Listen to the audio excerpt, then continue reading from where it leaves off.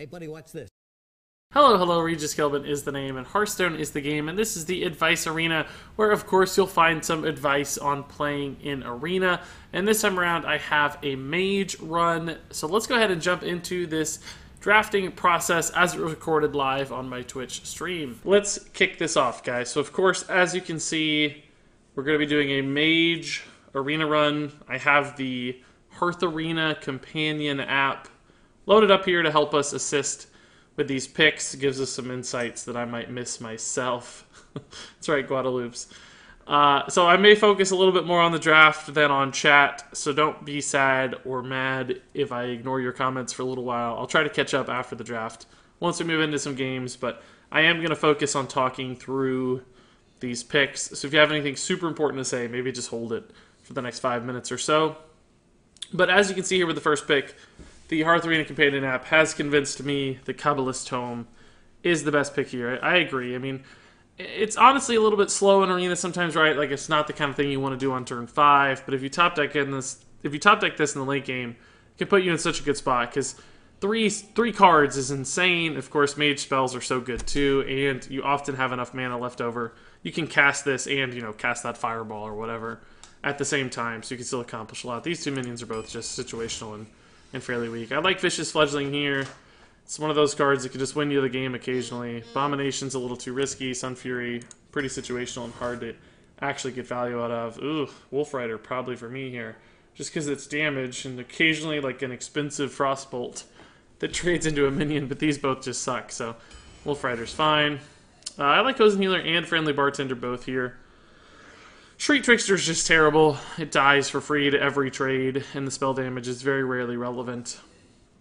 Hosen Healer's particularly good when you get big minions. Friendly Bartender's better in a deck where you're using weapons and you're expecting to take a lot of face damage. Mage doesn't usually have that issue as much. I like Arcanologist here. Just a good 2-drop regardless of its battle cry. And then, there's some likelihood that we'll get a secret as well. Nog, of course, is a fine 4-drop, but doesn't do anything for us in particular. All three of these work okay for me. I think I'll just trust Hearth Arena here. The Illusionist, again, another card that's less good in Mage because we're not using our weapon, or it's not like Warlock where we're life tapping. This is just a really good tempo freeze, but Flame Geyser works. Spells are good. Stormpike Commando is actually probably my favorite pick here. Hearth Arena has given the very slight edge to Naga Corsair despite the lower tier score, and I don't really know why, other than, it's weighting it as a 4-drop, but I don't think that's very relevant right now. We're only 6 picks in. I'm just going to take the card that I think is better on average. The Battlecry here is just another ping effect that can go a little ways. Mana Bind, I guess, yeah. These are just both so conditional, with conditions that are very difficult to meet. Mana Bind, of course. We do actually have the Arcanologist, so this gets even a little bit better than normal. And, free spells can provide a lot of tempo. Giant Wasp here, definitely. It's just a good threat removal tool. Maybe Crawler, but Potion of Polymorph is intriguing because of the Arcanologist. We have one secret already, right? So each secret we add onto the list gets less valuable because of Arcanologist. But there's a chance we draw the secret before we draw Arcanologist, so there's sort of a backup plan. The thing is, Potion of Polymorph is just so difficult to actually hit. You often just kill something small, and that's not very exciting. Galactic Crawler's fine. It's just a 2-drop with the occasional upside, so I like that fine. Polluted Hoarder is the pick here. These both suck. Don't do anything. Polluted Hoarder is not great either, but it's something. Dark Iron Dwarf is probably the choice here, although Arcane Intellect is also intriguing. I think just the 4-drop and the potential to trade up with all these 2-drops you already have loaded up is quite high. Stonehill Defender is good. Doppelgangster's fine too, but less good without Evolve, No evolution shenanigans here. But Stonehill is just a body that slows people down. Tome is exciting. Gluttonous Ooze is cool, but you can't pass up the Golden Blaze Collar, guys. We actually do have some elementals already. Actually, just one. But we can hit more. And, sometimes it's just an expensive Boulder Fist Ogre kind of card. But occasionally when you hit that Battlecry, it's one of the best cards in the game. I think I like Stonehill here again. Although both of these do have some promise. We're a little heavy on 3-cost cards already, so the Fledgling gets a little less exciting. Moat Lurker's good removal, but Mage has removal already. Like, we could get a Polymorph, we already have Giant Wasp. There's just, like, Fireballs and stuff to kill minions, too, so the Stonehill just makes a lot of sense, I think. War Golem, probably. Arcane Anomaly is intriguing, but we do need some bigger cards. And that's actually what Hearth Arena suggests as well. Freezing Potion is just terrible. It's, you know, the Tempo Freeze is relevant often, but it just takes up a card in your deck. So you sacrifice some other card, and that's usually just not worth it. Frostbolt here for sure. Love Frostbolt. A lot of flexibility with Frostbolt. It's good. Frostbolt Warlord? It's fine, I think. We do need some big minions here. Frost Nova, just we don't have anything to combo with it. Flesh Eating Ghoul, we have a lot of 3s already, so sure. Tempest is probably the pick here. Just a card draw cycle kind of card. Trades up in some 2-drops, which is nice. Bomb Squad looks like the pick here. Hearth Arena is giving the slight edge to Corrupted Healbot, but I don't buy it. It's a much worse card by tier score. I think it's saying we need big minions, which makes sense, but Bomb Squad is just a better card. We can dig out some big minions in the last few picks. Twilight Flamecaller is a great option here. Twisted Organ's fine. Stalker's pretty bad. Cryomancer probably just for the body. I don't think I can do Rockpool Hunter here. We don't have any other Murlocs. They just want me to take a 2-mana card, basically, but we have some early game. I'm not worried about that. Honestly, Daring Reporter might be even more enticing than would Cryomancer. We have some 5-mana plays. We have less 4-mana plays. I think we're just going to take the Reporter here for the potential upside and just something to do on turn 4 as well. They're all reasonable cards. Hosen Healer's another good 4-drop. That's fine. It's not good unless we get more big guys, though. We need some big minions. Yeah, it's a 2-drop. That's fine. These all suck. They're all really bad. Gadgets and Socialite's the least bad. It can heal some minions. Play it on 2 as tempo if we have to. Bruiser's a good card. Arcanist is kind of intriguing if we had more than one secret, but with only one, it's just too inconsistent. So the Bruiser's fine. Frozen Crusher's the pick here. We need an Elemental and we need big guys, both of which are satisfied with Frozen Crusher, so that's great. Which is sad, because these are both solid cards, too. Like, kind of our best card. Tar Creeper's probably the pick here. Oh, Manowar makes sense, too. Yeah, that's... Well... We do have 2-mana spells for the combo early, but I kind of just want the bodies here. I think I'm going to take Tar Creeper, guys, just because we need stats. And it's an Elemental for our Blaze Caller. Yeah, I think we're just going to take the Tar Creeper. This is not going to give us enough value on average. Sorry, Hearth Arena. Fin Creeper's fine here. Just another more medium-sized body. Cabal Chemist is the most upside, so we'll take Cabal Chemist here. These are both fine, but... Ooh, Anomalus is intriguing. Huh. Look at Anomalus. I've never seen this before. You guys seeing this right now?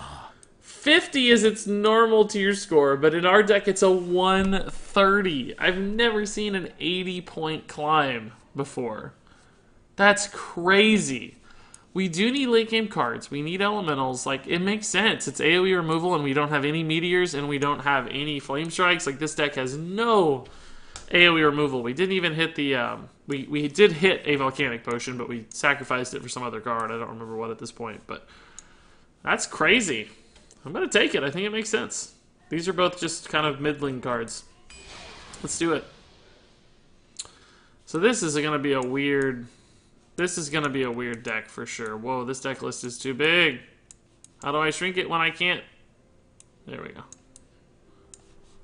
Here we go. Let's see what our tier score is, guys. Then I'm going to check in with chat. I haven't forgotten about you guys. Like I said, I wanted to focus on the draft. What do you guys think? I think like 70.3. Oh god, no, it's far worse than that. Oh man, it seemed like we got some decent cards, but I guess no like 100+ cards. Like none of that stuff to bring the average up. We didn't get any of the meteors, none of the flame strike type stuff. So 66, that's abysmal. God, I didn't think it was that bad. I thought like 69 to 70 range.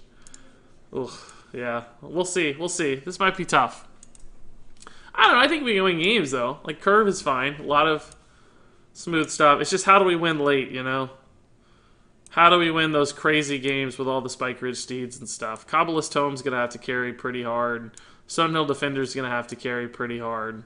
Sort of the card generation cards are going to have to do most of the work, I think. Getting on the stream to see Regis pick Anomalus. I'm out. It's not bad in Arena, right? Like, it makes sense in Arena as opposed to Constructed.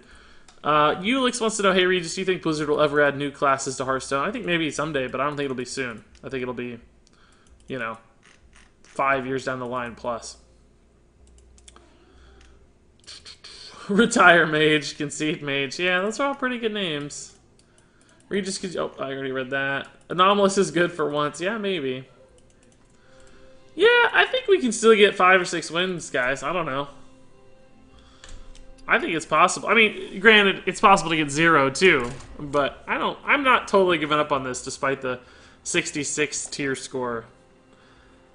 I think there's still enough curve here and enough shenanigans that that we can find wins. I mean, really, though, ultimately, the deck fails in 2 major ways. The deck fails with no board clears, and the deck fails with no burst damage. So we kind of just have to win with straight-up on-board kinds of plays. I'm going to keep these 2 together because they're kind of intriguing, right? Like, if the Tar Creeper takes a little damage, we can heal it up. Coin Fledgling is good, but also Coin Creeper into Fledgling is good. Kind of intrigued which way is which. Depends on what he does first, and of course whether we think the Fledgling can survive or not. We'll just have to make a decision based on the board state at that time. 0-3 or 12-0, no other outcomes. That sounds right, Wolfpack. That may actually be accurate.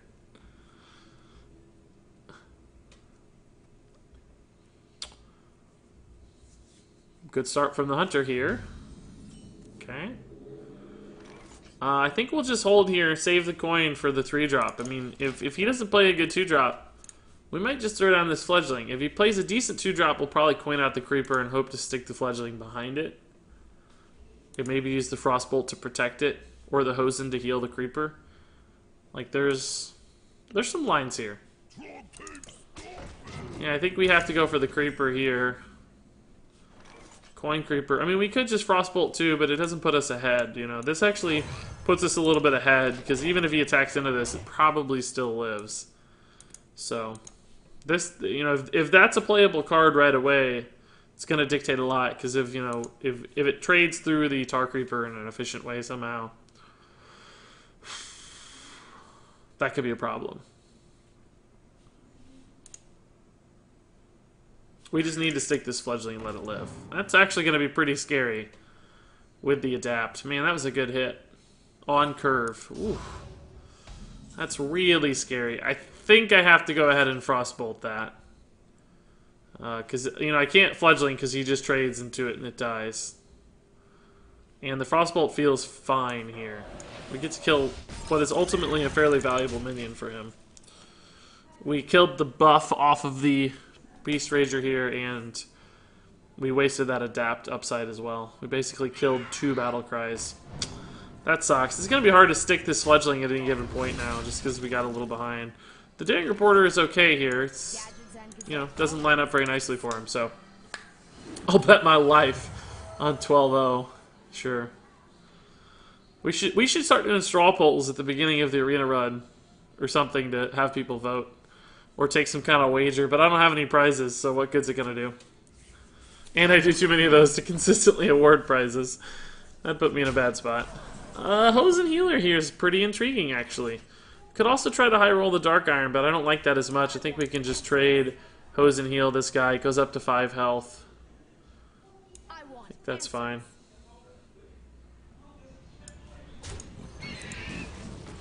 So both of these sort of deny the trade with the Burgly Bully. And the longer, you know, he's not resolving this minion, the scarier it's going to get. That's fine. He just used a 6-drop to kill my 4-drop that already killed his 4-drop.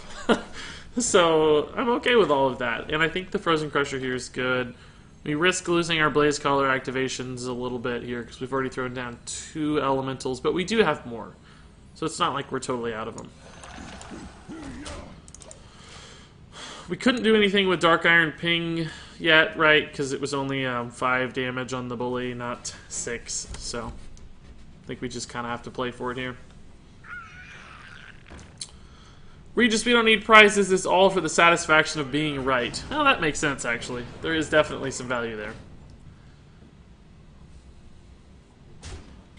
once again, I just don't think the best possible lines from him. He's gotten a lot of stuff out, though, which is sort of scary, but I think we'll just hose and heal our Crusher again after trading into it, and probably just play the Flame Caller to set up some trades, right? Because this will have 2 attack, this will have 2 attack, and that'll be a 2 health minion, plus, of course, we'll be killing the Raptor as well, so...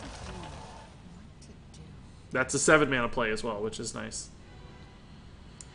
And I do want to trade instead of going face, right? Because it is a hunter. All the little chunk damage does start to add up over time, and that's a scary thing. So,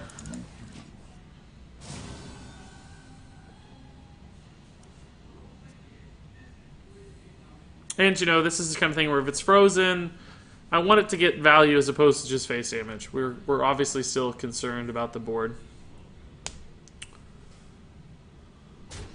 How many Stegodons will you find? Will you see 0 or 9? Sing this, please. I'm not gonna sing that, but alright, that's a good answer. And the Fledgling 2 is fantastic. Basically gives us a lot of threats here for him to deal with. And I don't really know that there's a way to play around Explosive Shot very effectively here, other than just don't put this in the middle. Like, I don't really care. I guess this is probably technically the best way to play around Explosive Shot. Well, not really. It doesn't really matter that I probably should have put it over here. Get Explosive Shot here and protect this. It's just, what asset do you care to protect, right? It's just, who knows. We'll be able to clear here. And actually Kabbalist Tome as well if we want. And I do think we will. Actually, we should just go ahead and Kabbalist Tome first, because we don't know for sure what we're going to see here. Fireball, Polymorph, Arcane Missile. So that's not a bad draw. And I think we're still going to clear here, because keeping a beast off the board is relevant. This will eventually get to go face if he doesn't deal with it. So, and we have a lot of damage in hand now, too. Plus we have an answer for a high main, which is nice, which we didn't have before. So we're okay.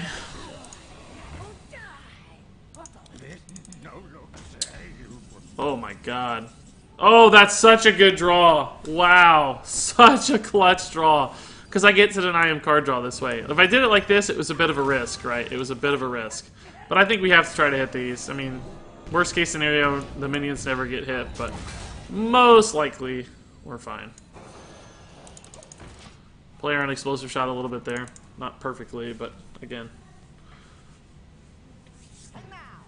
Hey Regis, what's the schedule tonight? So Hearthstone for 3 hours, and then I'm probably going to play a different game to close the stream. I don't know what game that is yet. I got to look at the schedule. I forgot.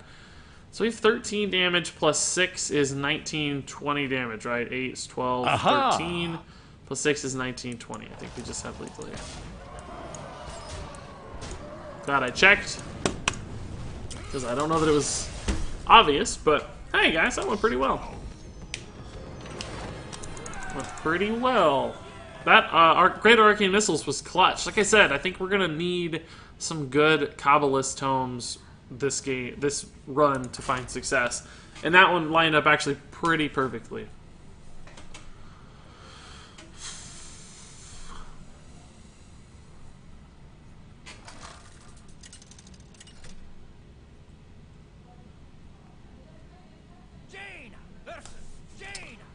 Do you find yourself playing better with every arena, or does it depend mostly on deck quality?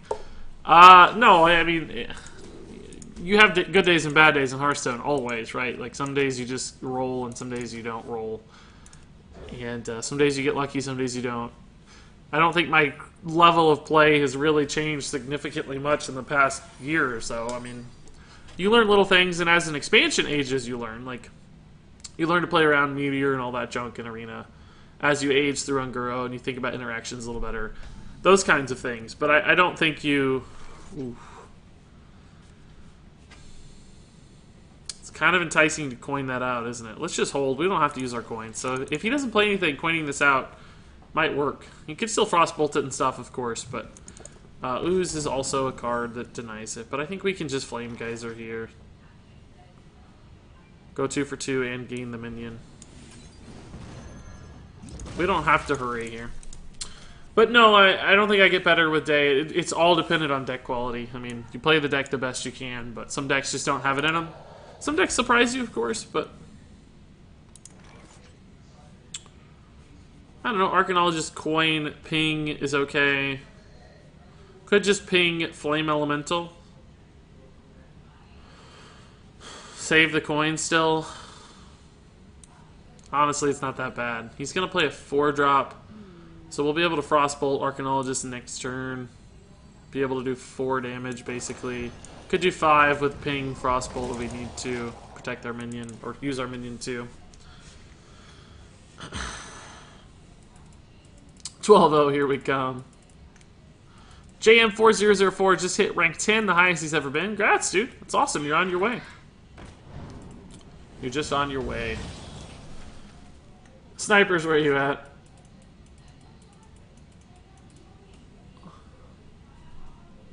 Mage, the class which doesn't need good cards. The RNG is enough. That is actually true to some extent, honestly. It feels that way a lot of the time, which sucks. I think we're actually just going to Fledgling Coin Frostbolt here, because this has a good chance of either living or utilizing some sort of valuable removal from him. So, you know, he might have to Fireball it, for instance.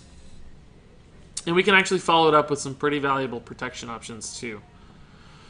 So, we'll see. Like, we could clear again if we have to. We could taunt if we have to. Flame Geyser Ping is a pretty good answer, but it's a fairly slow tempo play for turn 5, at least. Like, this is going to let me get ahead a tad on the board, which is good. I actually think Stonehill Archaeologist is fine. I kind of want to save the Tar Creeper because it's my only elemental in hand right now, and we do have a Blaze Caller in the deck. I mean, clearly we have a couple more elementals, but I don't know. We don't have to go super fast right now. Oh, God. This might actually be the worst 3 options. I think you take Twin Emperor here. Dirty Rat's just too risky in Arena. You're not trying to break combos or anything, so that sucks, by the way, but we'll take it. It's good to get the Archaeologist out sooner rather than later in this deck, since we only have 1 secret to draw. I mean, we actually took a little too long, frankly, but that's just the way the math lined up. Remember when Mage got Common, Firelance Portal, and Babbling Book, and Priest got Silence? Well, Priest also got Purify, and they took it out of Arena. It was so bad, right? So, that tells you all you need to know, honestly. I think we're never going to get a better Frostwolf Warlord opportunity than this, right? I think this just has to be the Frostwolf Warlord turn. Like, there's a chance we do, but this is a pretty good one, so let's just take it. And we'll just take the obvious trade here. Our hand is a mixed bag. Like, we have a couple good cards, but no powerhouse cards, right? That's sad. Nothing that feels like really good. We can play a 4/6 Taunt. This should be like a 5-mana card, probably. That's a weird ping. Like, you know I'm going to make that trade. I would have pinged face there, I think. I mean, he might have thought I was going to take the value trade, but I don't think that's super likely. Honestly, War Golem's totally fine. It's a 7-drop. He just fireballed the Frostwolf, so he may not have an efficient answer for this one. Colin Hall says, "Hey Regis, just turned into YouTube, saw you stream, and I couldn't be happier to be able to watch. Just got home from my aunt's funeral. I needed something like this to take my mind off it, so thank you." Well, I'm sorry to hear about your terrible circumstances there, but I'm happy to have you on the stream. Hopefully we can make it a good one. Freezing Potion. Good tempo freeze. Did he get that for free? Yeah, he did. That's the best way to do it, when it doesn't cost you anything. I'm glad we didn't hit the mana bind on the Freezing Potion. What do we think that is? Counterspell or Mirror Entity? Or neither? I do not think we can risk a Mirror Entity here. I think we have to Wolf Ride into Ping if it's a Mirror Entity. Okay. We'll test the Counterspell with Mana Bind. And just Ping off. So what do we have left? Spellbender... The 2 defensive ones. Is that it? I think that's it. Oh, we get a free fireball. Nice. That's a good deal. 0 mana fireball is sick. It's weird that he didn't ping there. Is he planning on utilizing that 3 mana? Is he just going to ping face? No, he's got a 2 mana card to play. Okay, that's good then. Stonehill into Crusher is probably okay. Although this becomes an issue, honestly, if he attacks and it only goes down to 1 health. So I kind of want a Tar Creeper into Crusher, but then, of course, our problem is we don't have an Elemental for Blaze Caller. Like, I know we don't want to dictate our play too much based on that random chance, but it is such a big swing if we hit it that I don't think we have to play, like, totally around it. But this just becomes a real problem when he trade pings, because we can never ping it back. Maybe we just, like, Stonehill, Tar Creeper. Let's just see what we get off the Stonehill, honestly. That could really change what we do. For instance, Wrathion and Ancient of Blossoms are both pretty cool. I think we'll just play the Ancient of Blossoms here. Wrathion's 1 card. It's not really worth that much. We have a ton of cards in hand. That's not the issue. Sinjin doesn't help because I don't really get a valuable ping this turn or 2 mana play, so Ancient of Blossoms is on curve and fine. I don't see a reason to fireball, obviously, just yet. TM45 busted out the copy pasta again tonight. Regis, you rusty at Hearth bad day, no practice, or maybe you just suck bad draft. Ev Verman, I'ma get me a beer, beam me up, Scotty. Oh god, that's so good. That's 8, 9. I can't really kill this very effectively with what I have in hand, which sucks. Commando's a perfect answer for that Fairy Dragon, though. That's for sure. We can just Fireball, ping, trade. This goes down to 3-2. We have Commando. Could also Dark Iron Dwarf, trade, Fireball, Commando. This is still alive. I play a 4 health minion, a 2 health minion, and we'd have a 2 health minion with a 1 attack minion on board. So Blizzard would feel pretty bad because he could clear the board, but it wouldn't be like game-breakingly bad. I could also just hose and heal this, I guess. That's actually pretty good. Yeah, let's do that route, right? This is 9-10. We gotta hurry though. This free fireball is gonna be clutch. Oh, we don't have the mana for all this though. Actually, yeah, let's just hose and heal here. We don't have to. There's actually no need to Stormpike Commando. We're totally fine.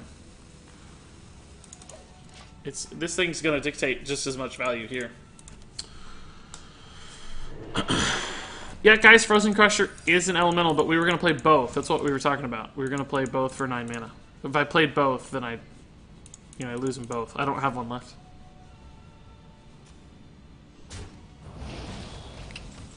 That's a little bit of an issue. These hosts and healers have been clutch, by the way. Trade. Ping it off. Trade. We gotta worry a little bit about this, but this is not a bad mirror entity target, honestly. Which would you rather take the damage here? I guess the Ancient Blossoms is fine.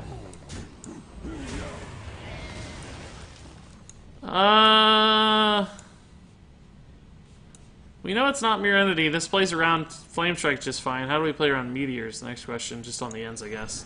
I think we'll just load up the board. The free Fireball didn't matter. You had 4 mana left over. That's true, actually. You're right. It didn't make any difference at all. Ugh, that's annoying.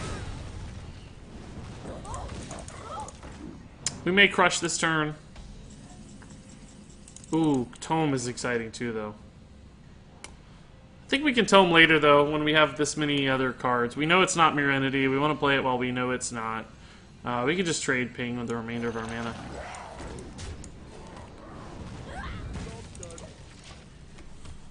We do have to worry about Vaporize soon. As Sturch the Turt points out. So we may hold this if we... Oh, we'll just attack a Dominion. That's totally fine. I don't know what we want to use to Vaporize, but definitely not the 8-8. Ooh! Let's do this. We're not going to play that this turn. We're probably going to Kabbalist into Tar Creeper and use the Tar Creeper to check the Vape. That's a good set of cards.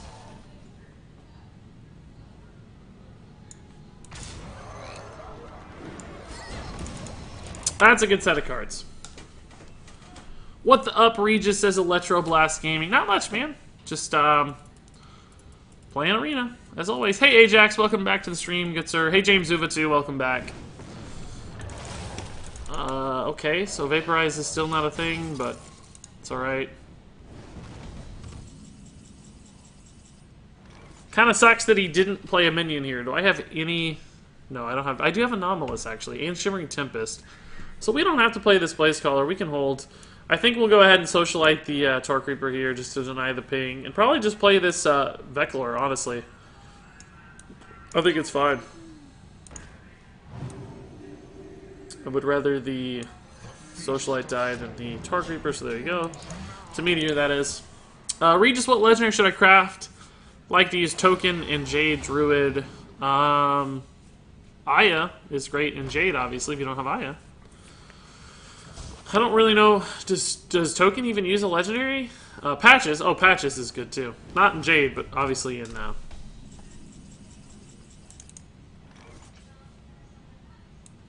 Token. I guess we'd actually rather the Socialite be vaporized. Okay, cool. That was a good hold there. We were greedy with that. I think I might actually just Pyroblast this, guys. We can't hit it with a Blaze Caller. Meteor's a little bit wasteful. I mean, the good thing about Meteors, we could play a Reporter, but we have a decent board. Vaporize is always great damage, but I'm anticipating that that's Ice Block, so it's kind of one of those things where we have so many more cards than him. I think we just bleed him out instead of trying to burn him down, and this thing does need to die.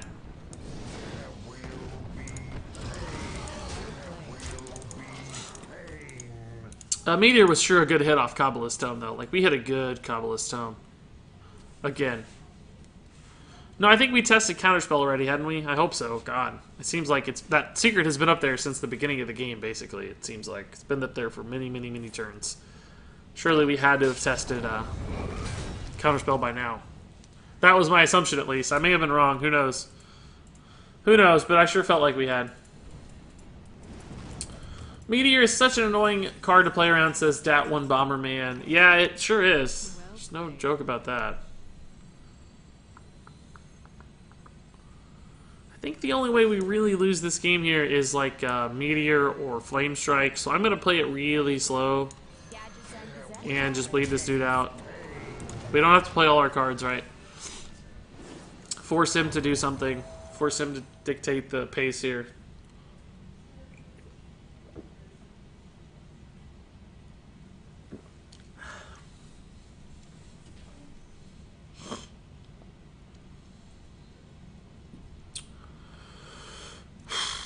What do we have left to draw here? We're both at 9. No, he's at 8 cards. We have 5 plus 9 is 14 cards. He has 12 cards available. And we're actually generating a card here. Generating a card here. So we're in a good spot, for sure. We have a lot of different card generation and stuff available. Man, we could have big Arcane Missiles here, couldn't we? It might be Counterspell, but this is a great Counterspell target too, so this will actually be a great test. Yeah, nice. So, for Vaporize, we'll test this. Cool, that's fine. And I think we'll just play the Giant Wasp here. Just for removal's sake. Although, honestly, do we just Blaze Caller Ping? Because we're getting really close to lethal here, or at least Ice Block lethal. I think so. I don't think we have to hit the 5 damage swing at this point. Although, you know, we have 2 chances to draw a card, but I don't think we ever play Anomalous at this point. So let's just play the Blaze Caller here. Yeah, just to put ourselves in a position to win. You know, because this is theoretically 11 damage, this is 12, so. And this is actually even more as well, if we need it somehow. But this just puts us on a 2-turn lethal. Meteor is pretty good there, so we can just Meteor, ping, and pop the block.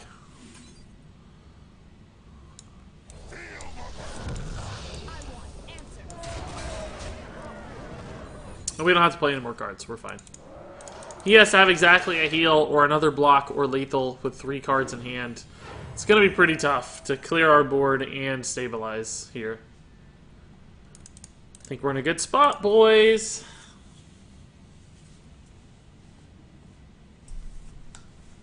He actually has a heal? Oh no. Or Pyroblast face, you know, one of those. It looked like he might be targeting face for a heal. Instead, it's Pyro face. What are you gonna do?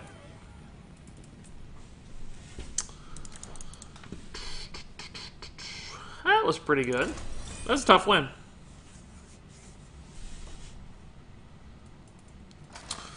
Regis, how'd you like that EU versus EU Heroes final? Didn't watch it, but I read about it. Sounded pretty crazy. A lot of hype on Twitter. I will fight with honor. You asked for it.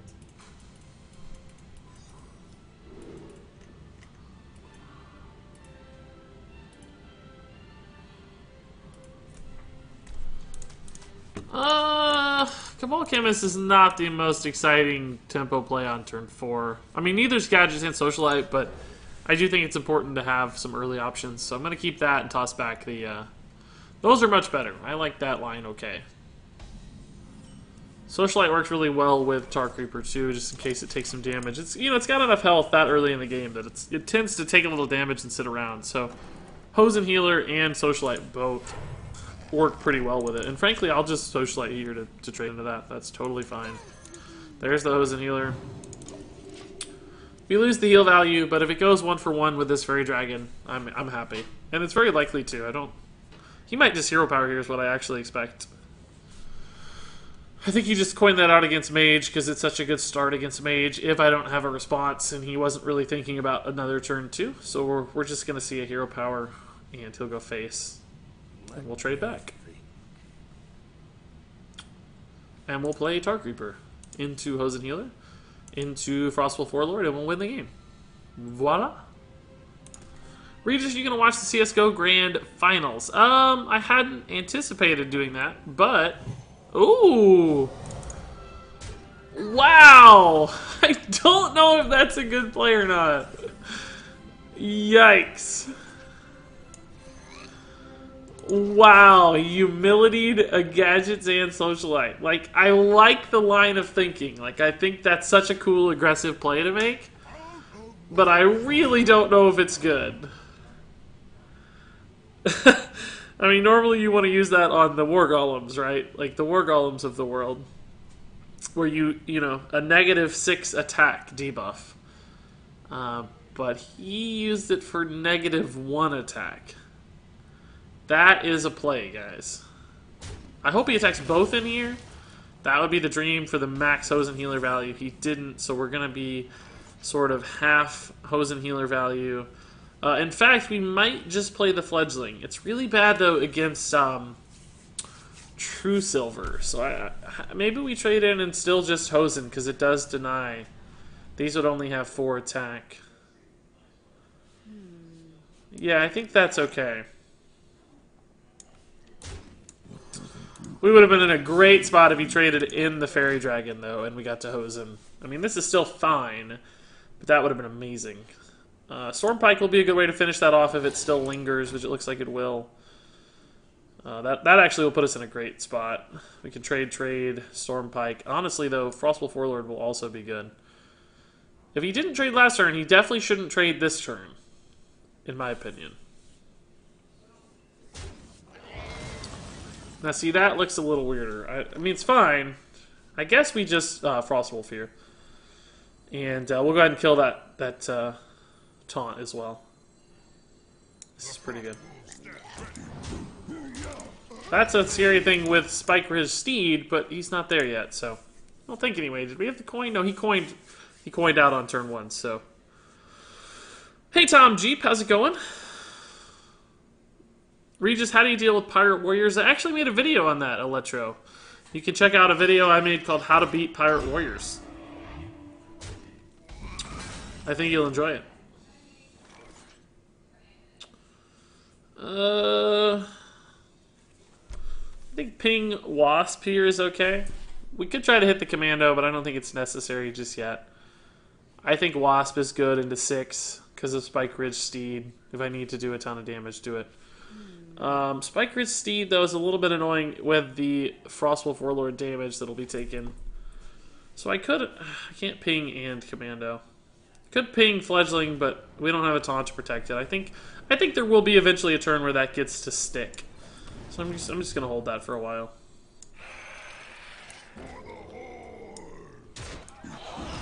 The question is, should I actually trade in here? If he does Steed it, it goes to 10. It would go to 8. I don't think it helps. Right? I think I'm just gonna go face. I mean, I'm not playing around exactly Steed all the time, but it is the most likely turn 6 line.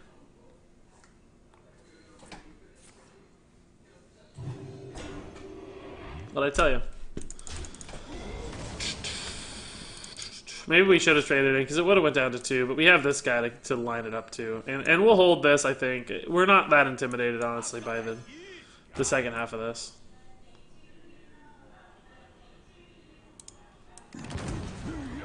Although, man, Consecration just blows me out if I play this, and I guess I actually will. Because otherwise, Consecration just loses me the game so hard.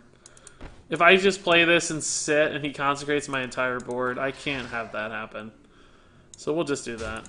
It's not the best ever, but it gives me a board. Anomalus would be okay if he did Consecration and blow me out, but... Alright, that's kind of scary, but it often low rolls, so it's not super likely. How do you trigger the volcano? I don't know. I can't remember. I'm like the worst. Sorry, JM. TSH says, the funny thing is I haven't fought a single pirate in weeks. Murlocs, on the other hand, that happens all the time, but I don't have that crap. I honestly haven't seen that much of either lately. It's been all, well, I shouldn't say no pirates, but not pirate decks specifically. In other words, it's been like all token shaman and token druid for me lately. This is a weirdly annoying board to deal with. Typically, Mage would have a lot of great answers for this kind of thing, but I really don't. I can't play Anomalous because of the Wasp. None of this stuff feels very good. Maybe I hit a good spell off the Tempest here. Maybe I just trade in the Tempest and ping, and I hit something awesome. I mean, it's not a great trade, clearly. I'd be better off just pinging and Flame Geysering and keeping this minion alive, but I kind of need to find a spell I want. Mirror Image actually is pretty cool at protecting the Fledgling if I hit exactly... If he doesn't hit exactly Consecration, that is. We'll try it and see. There's no shame in trying. And it's one of those things, like, even if he does it, you know, he has 4 mana left, he has to trade in the Wasp to the Fledgling, probably. I guess worst case scenario would be, like, Consecration, Light's Justice, or some nonsense. Like, that would be a nightmare scenario. But, anything else is fine. Consecration? No! Oh, is he going to use that Wasp on a taunt? Oh, please, God. Yes! Flame Geyser just got really good, and it gets even better with the Blaze Caller. Holy crap. So Flame Guys, trade, ping, face with the Fledgling for sure.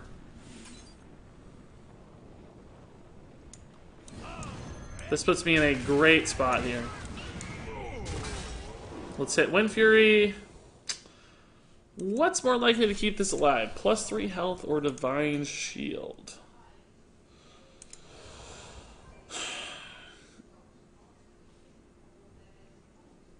I think health in general is going to be better. Although Divine Shield's good against, like...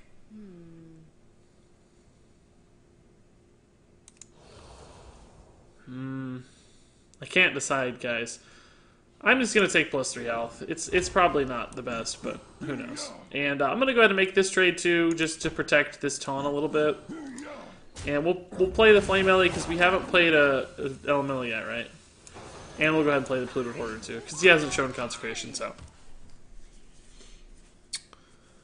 This guy's definitely made some interesting plays. That being our Paladin friend, yeah.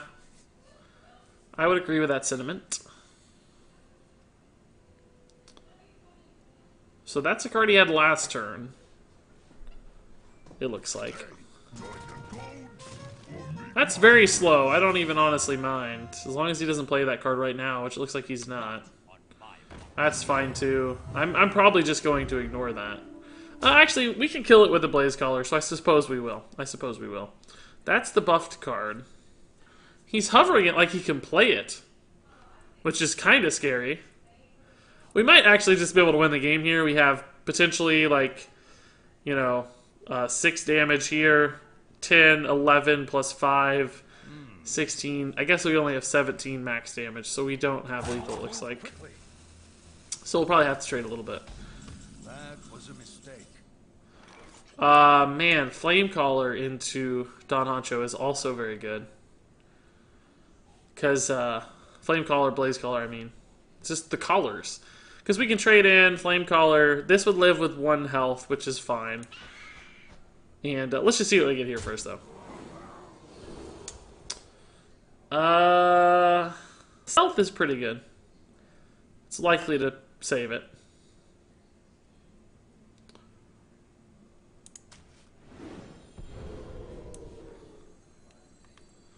Do I really need to develop this Flame Caller, or am I just better off pinging? You know, I don't have to. It kills an extra 1/1. I guess it does matter because it means the Argent Protector has to attack into the mirror image. So it is actually a little relevant.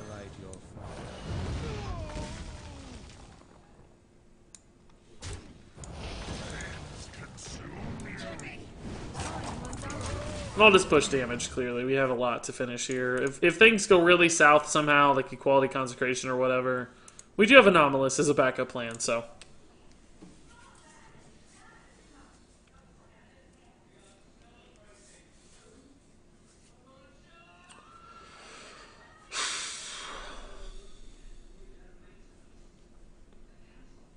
Sure seems like I had close to enough lethal, doesn't it? Man, 5 plus another... Well, we would have had to hit this, I guess. That would have put us at another 8. He would have been at 4. Ping would have put us... Put him down to 3, I think. Max damage, maybe. We've had pretty bad rolls on the Fledgling so far. Not like aggressive stuff, or... But, you know, it's still doing work, so it's fine. Reporting for duty. Thanks, Regis, for all your great videos, says E. Thatch. Well, you're welcome, man. Thanks for the kind words. Whoa, that's a big heal.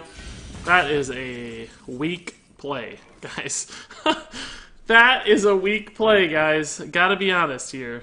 We'll just obviously deal with all that stuff. And actually, we might have lethal here, depending on how this rolls, too. I don't think so, though. Sure.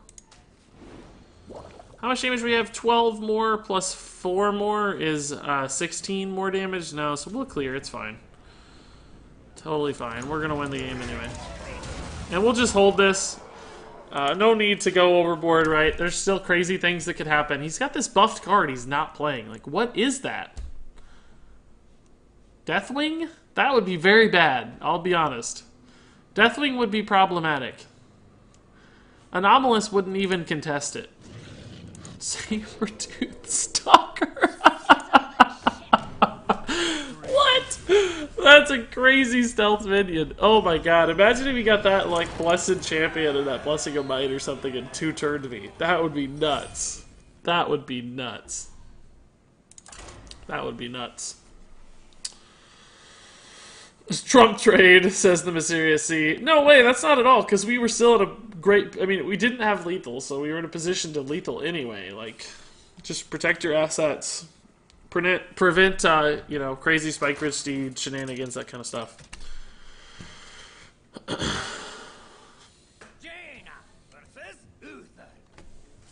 A 13-7 stealth for 6 mana. That would probably get played, yeah. I think that would finally make the cut. I think that would do it. That would put it over the edge.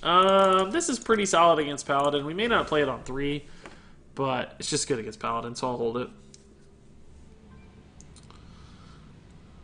Now that's a Thundercat. God, I love the Thundercats. I have some Thundercat action figures around here somewhere. There is... yeah, you can actually see a Lion-O right there, barely, but you guys can't see it because of the green screen, but... You probably could have seen it if you looked in my...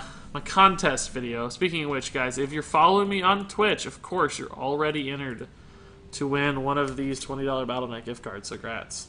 If you're lurking, and you haven't yet followed me, you're not entered, but no pressure.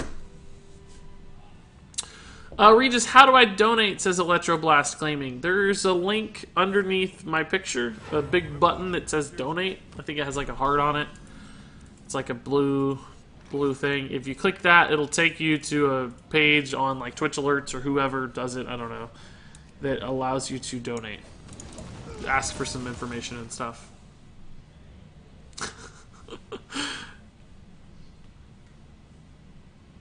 Aha! But no pressure, of course, yeah. That's exactly right. Oh, Sinbode TR has followed. He's looking to get some gift cards sent his way, or a gift card, I guess. This sucks, obviously, but what can we do? Maybe we'll hit like a Blessing of Kings or something someday. I don't have a good answer for that Sword of Justice. That's for sure. He might be scared to play a big 4-drop here, though. He might think, oh, Mirror Entity, I don't want to give him a great buffed 4-drop. Ooh, that's gross. That's really good. Now that would be a playable 3-drop, that's for sure. Jeez. I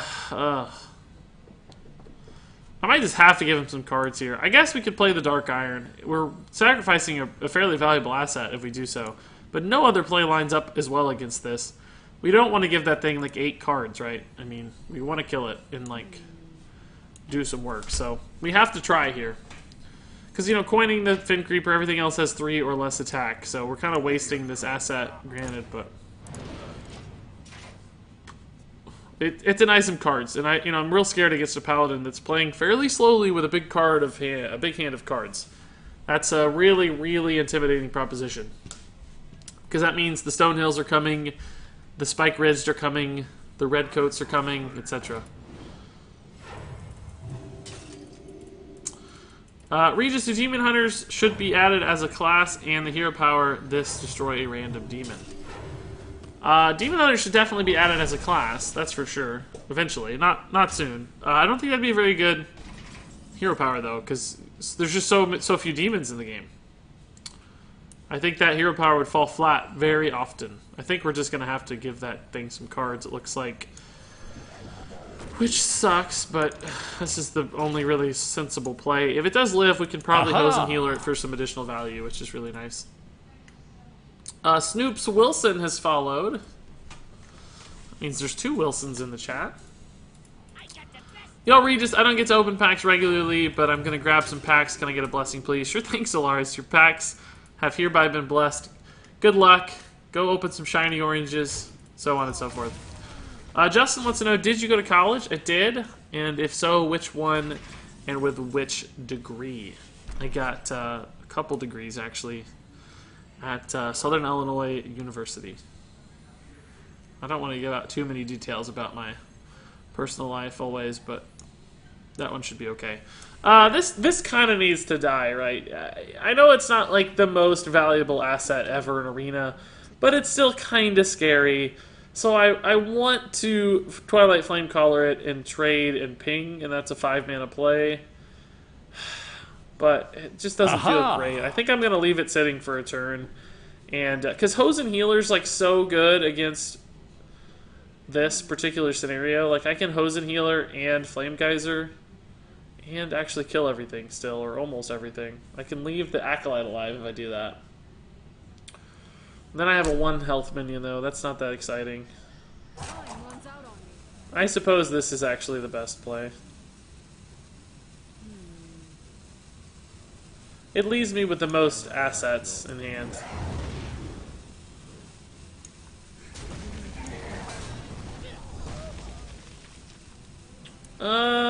Let's do this. Just to get more stats out. I mean, it's not great, right? But just to get more stats out. I don't think we're going to need the coin moving forward.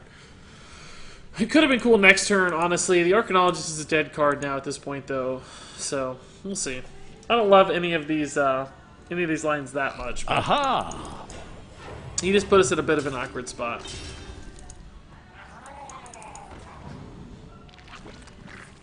Probably some good pings there, but this guy's annoying, for sure.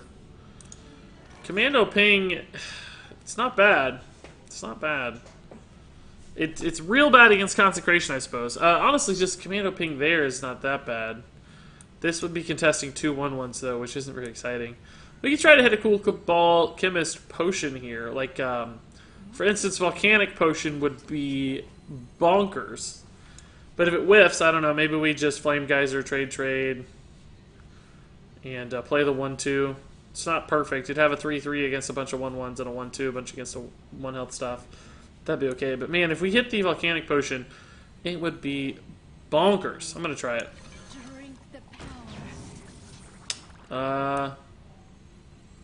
Well, that doesn't actually hurt. That keeps a lot more stuff alive. Sure, let's do it. Now, I'm still gonna kill this thing because it's the most annoying. Applesauce! I didn't know she said that. I've never heard that before. Sure. I mean, it's not great, right? Like, he can almost clear our board, but every play of this game has felt like that so far. Just like a little bit. Nah. He still hasn't activated our secret. Where is the Spike Ridge Steed, dude? Dino Size would be sick, too.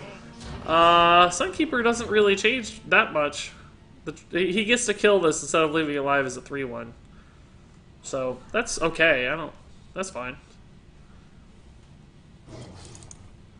That doesn't change the math at all. He's going face against a mage. Why can't I punish this better? Ugh. That is the craziest play. What if I just flame striked right now? That is an insane play. What?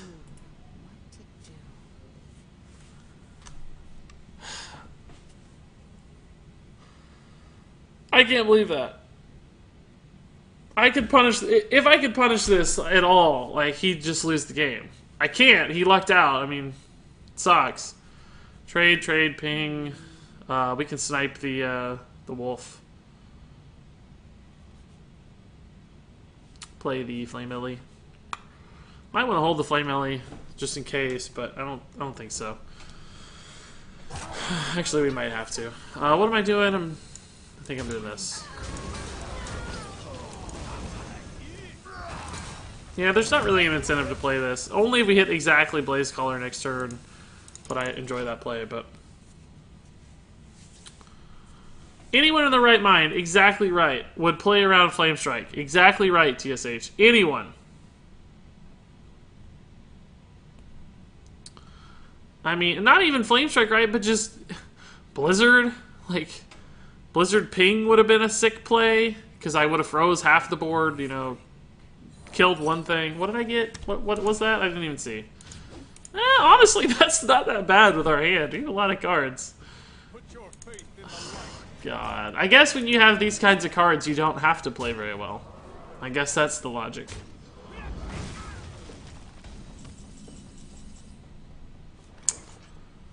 Don't think I have a good way to kill that. I mean, clearly I'm going to open with this. It's nuts. I kind of need to ping, because, you know, 10 damage is a lot. And I want that to die. The problem is giving him the weapon also just puts me in a rough spot. I don't see how we win from here. 7, 9. I just don't think there's a path to victory here, guys. We can try to stall him out a little bit here with 2 sort of value 4/4s. Like, which does he kill kind of thing. Like, I mean, we're still just in a really bad spot, though.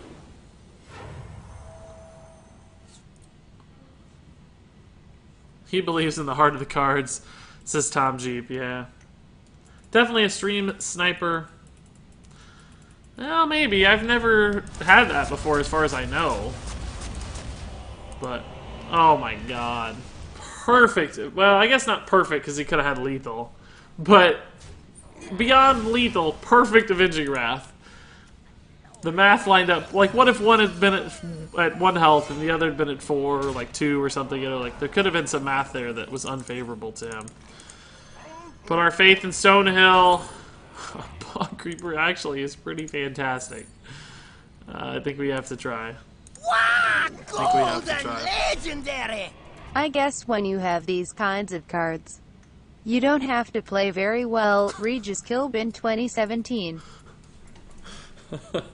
Wow, there's 2 donations came in simultaneously. I'm curious how we're going to handle this. Let's see if the next one pops up, guys. Let's see if the next one pops up. Give it a second. Wow, golden legendary! Thank you for being a streamer that I can watch with my 10-year-old. Alright, first I'll start with Ajax. Thanks so much, Ajax, for yet another donation. And, yeah, that's a great quote, honestly. I like that one, too. Gosh, look at this. Like, ugh. How can you possibly beat this nonsense? We gotta put our faith in the bomb squad here, guys. Which thing should we kill? Oh, maybe not that one. Just playing cards for fun, obviously. I'm gonna get back to these donations and say, oh, Ice Block would have been good if I'd started that way. Whoops. Still wouldn't have won, but still. Anyway, Ajax, yeah, thank you so much, dude, for piling on your donations. And then Buzz Falcon, again, $15. That's absolutely crazy, man. And as far as the message there, thank you for being a streamer that I can watch with my 10-year-old. No problems. I do like to keep it certainly PG around here. I don't see why you gotta be, I don't see why you gotta cuss and carry on and so on and so forth to stream Hearthstone. It is a children's card game, after all. But thank you, guys. Really appreciate the donations. You're both still climbing the charts, but Ajax, I gotta say, I think... Let's see if I can do this without messing everything up and forgetting to switch this off. I don't know if this is updated yet, but Ajax keeps donating in increments that are not matched up, so I think you're almost in 4th place for top all-time donors. And Buzz Falcon, you would be number 1, but I think you missed this last stream. Lando909 went crazy, and he issued a $100 donation, so he's taken the top spot for now. But Buzz, no, of course, never donate again. You've given your fair share 10 times over, so, but always appreciated. This is actually just a fine curve, I think. I don't know. Giant Wasp on 3 is not perfect, but we can use some coin shenanigans to perhaps play around that a little bit.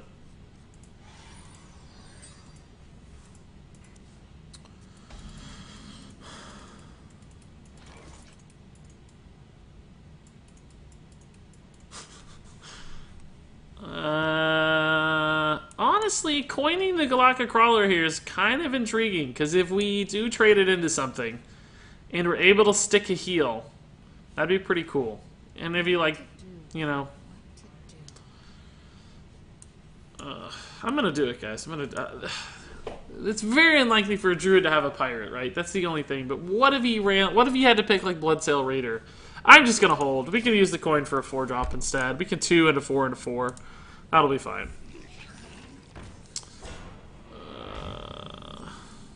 Yeah, that's okay. I'm happy to go 1 for 1 there. No big deal. A 2-drop for a 2-drop's good, especially when that one has a lot more upside. Mine doesn't have that much. You argued that you could have argued that you should have used Gadget's Answers right there. Oh shoot.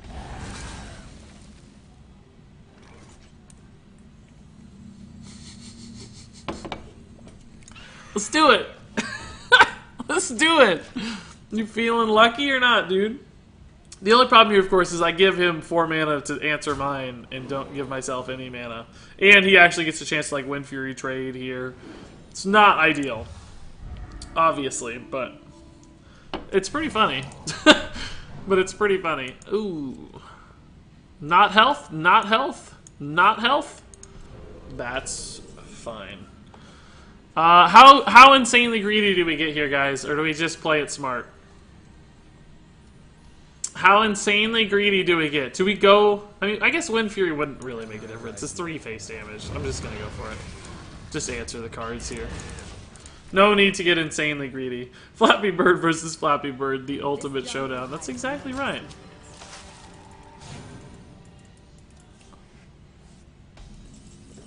Regis, can I have a shout-out? Sure thing, Electro. I don't know what a shout-out dictates, but... I read your name. Is that sufficient? I think, like, Hoarder and Archaeologist here is fine. Just play a lot of bodies. Get that secret pulled. Clearly, I don't need to make that trade yet. Druid has trouble with 2 health stuff, probably, so I think this is okay. Trade Ping Chemist will be a fine play. Maybe, I don't think Hosen Healer's likely to get value yet, but it's possible. That's a little more annoying.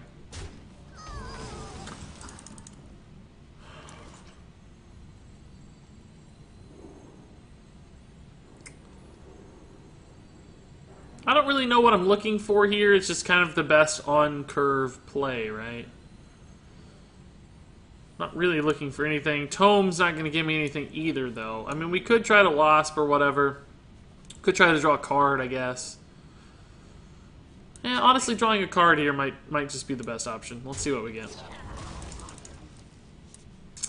Wolf Rider Ping does not really deal with the whole board, so it's not that great. I'm just going to go for the Cabal Chemist here.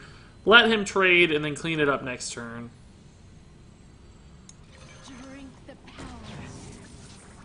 Ooh, that's a great card against Druid, jeez.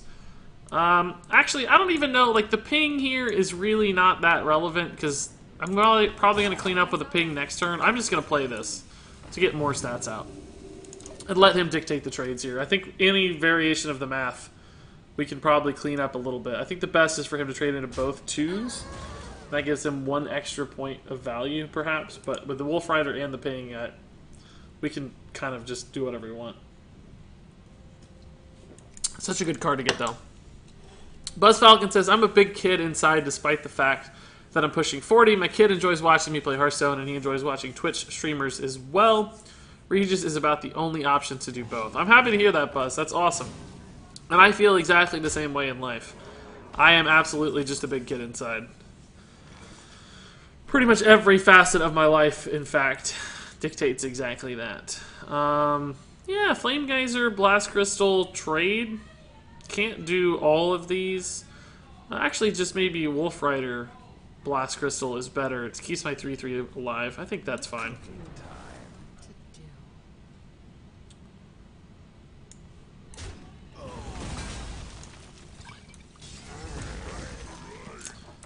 I really would like to get this Wasp out ahead of his next big minion, because right now we're kind of playing from behind just a little bit if he plays something really big.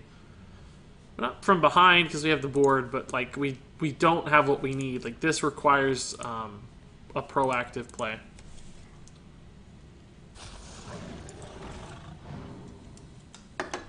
That's totally fine. That's fine.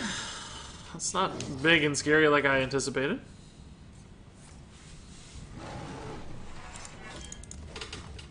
I think we'll have time to do exactly all this. Ooh, instead, though, we could do this. Well, actually, we can't do that very efficiently. Never mind. It's going to be hard to do because we just don't have a lot. We could, like, Hose and Healer trade here for a really sneaky play, and then just Giant Wasp. Leaves him with a 3/3 and a 2/2. This is a 3/3. Trades here. He could trade Ping if he wanted to. But this and this would probably both be safe. Yeah, this is a little bit sneaky. Like, it's not the best Hose and Healer, right? But it does allow me to essentially get double value out of this guy. He could ping it down with a hero power next turn if he wants to, but that's just, you know, less damage going elsewhere. He still wouldn't have 6 damage to get through the Hose and Healer here. If he does make trades, of course, we can always ping off that thing later. So this just sort of enables a value trade. Takes some damage off the board. We could have done a lot, too, with Flame Geyser and everything, but I kind of like this. Plus, it means we might hit a 2-minion Frostwolf Warlord next turn pretty easily. Maybe even develop a secret alongside it, or just ping if necessary. Plus, you know, we break an 8-mana play if he does ping here, so he can't, like, Ironbark Protector, which is nice. He played 3 small things last turn instead of 1 big thing. I don't really know if that signals one way or the other what he's thinking about, but possibly could. Ooh, that's a good line. Makes my pings worse, that's for sure. But we have great answers, obviously. Flame Geyser ping is really good. That's 8 mana. Or, 8 mana. That's not how math works. That's 4 mana, and we could probably just mana bind alongside it. And keep that asset down there. I think I'll go ahead and play this. I know we lose, like, Blaze Color activation, but we gain Frostwolf Warlord stats, so I think it's alright. What's your arena record? Your head is blocking it. I'm 3-1 right now. 3-1. The loss was a pretty tough one. Frankly, though, 3 wins I'm not that upset about. Our tier score was, what was it? 66? It's like one of the worst tier scores I've ever had. So, at the end of the day, we're not too upset about the results, I think.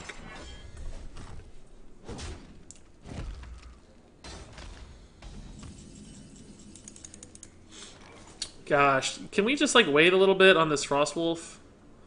Because we don't really have good board value right now. Like, we can play this Fin Creeper and shut down these guys a little bit. Same can be said for the second-rate Bruiser. We play a 6/6 here, it just kind of dies, right? Like, that's not that exciting. I mean, unfortunately, our math here does not line up very well. We could just cobble a Tome and try to do something, I guess. I'll have 4 mana remaining, like a Frostbolt would be good. I think I'm just going to Fin Creeper here, because it trades so well into the board. And just ping face and go face. It's not the best turn, but when we get to 10 mana, we can do a lot more, right? Like, 9 mana was a weird... We had 4 5-cost cards in hand, so we basically just had to float a lot of mana there. Swipe. Innervate. I will take an Innervate all day. Like, we don't gain the value from the Mana Bind, but... Ooh. God. I would rather have had that, though. Jeez. That's a good draw for him. That puts us in a tough spot. Ugh. Man, he was testing Counterspell, not... Synthad says, hey man, first time watching your stream, if you mess up against a druid as a mage, I'll never come back. Well, have you seen our deck? And he just popped it on Grow Pack. So, I don't know, it just got a little harder. I'll say that much. It just got a little more challenging. Who knows what's in this on Grow Pack, right? Giant Wasp is actually annoying. Still can't believe we have that. Let's see what we get here. You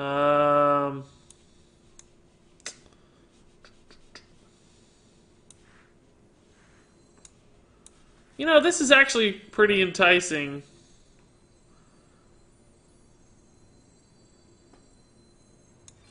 I'm gonna wait out that Wasp a little bit, I think. Let's see what happens here. That Wasp is really nerve-wracking, but if we stick an Anomalus, like, oh, that's going to be impossible. Hopefully he whiffs here. Like, if he gets this right, that's so lucky. We have so many cards. He actually got it! Wow. It's not a great polymorph, but it's okay.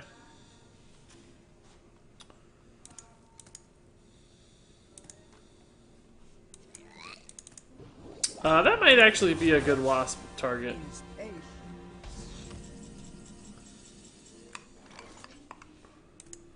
It's just this thing is a real issue.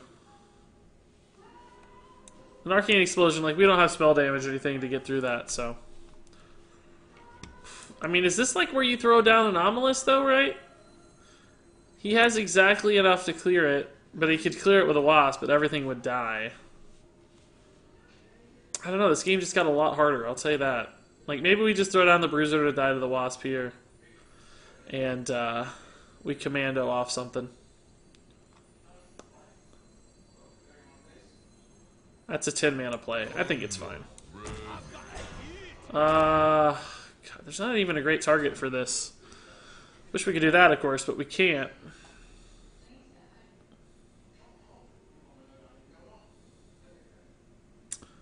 This is very unlikely to matter, but it just in case. Because he's going to go here and probably here, so the ping maybe should have went face, but if he doesn't, we can actually Arcane Explosion ping it off too, so... Just hoping the Wasp actually does get utilized here. I need to burn that Wasp out. Another Tar Creeper. He actually got a pretty good Unguro pack. That's fairly annoying. Wow! That's super annoying. I mean, the Umbra sucks, that's not valuable, but... Oh, if I was him, I would have played the Wasp again, I think. I don't think it's time yet. Gotta take Drake here for that Wasp. We know he has a Wasp already, so... We'll just save the Drake here. Probably just play this as a 5/5, right? Should be okay.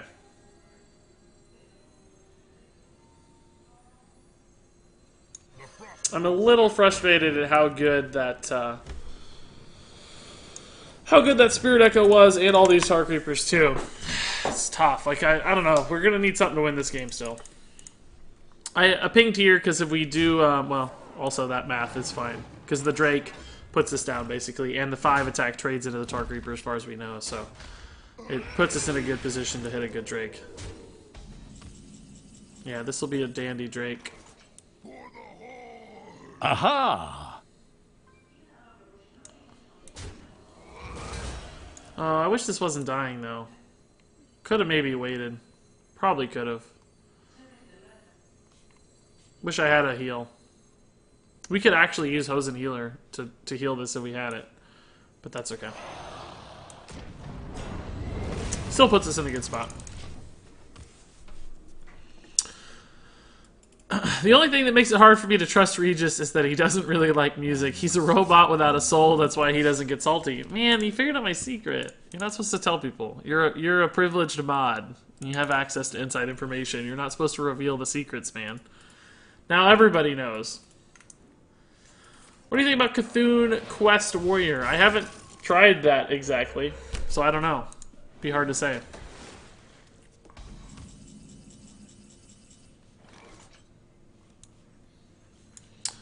Can't deal with all that stuff like I want to. Is this like an anomalous situation where you just play the giant minion and say, deal with it, bro? I think it might be.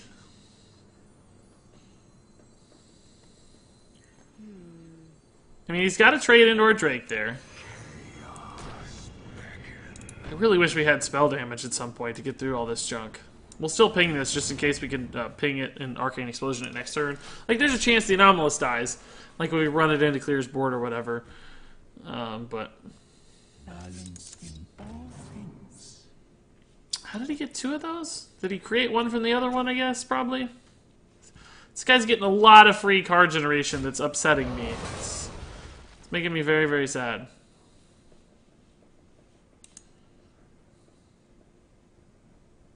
Wow! Golden legendary! Domo arigato Regis Roboto. She said Domo arigato, pretty funny. Thanks, Ajax, though. I hope I seem to have some emotion or joy in my soul, at the very least. At least a little. But thanks, Ajax. Climbing that donation total still, man. It's crazy. So now I'm kind of in a pickle where I can't really play my own stuff, which is sort of why Anomalus is a problem, right? Like, yeah, I could heal up the Anomalus, but then he actually does have a trade hero power that gives him some value. Plus, we do need to deal with this Manatide Totem. It's very annoying.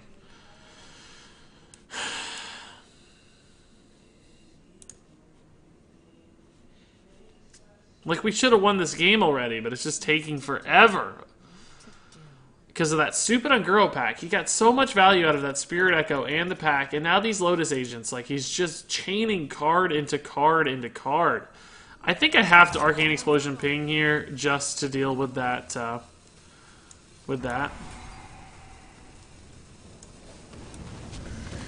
And I think I'm going to go ahead and make this play too. I'm basically sacrificing a Hosen Healer here.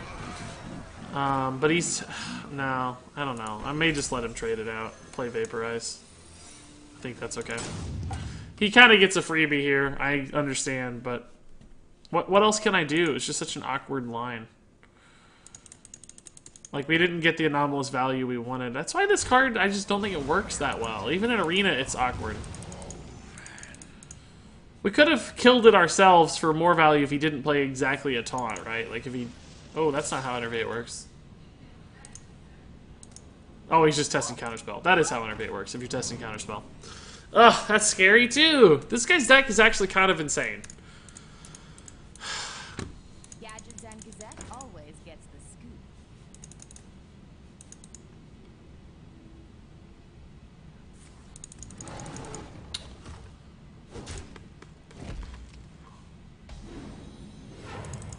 These two cards are great together. Oh, that's a good card to see, finally. Finally! I'll just go ahead and play this Tempest, too, for card generation more than anything else.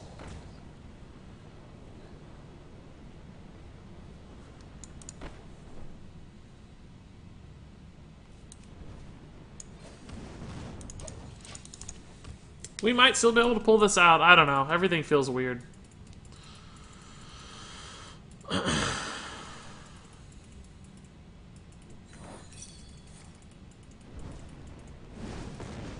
What were the other legendary options for Anomalus? It was Ginzo and I don't remember the other one.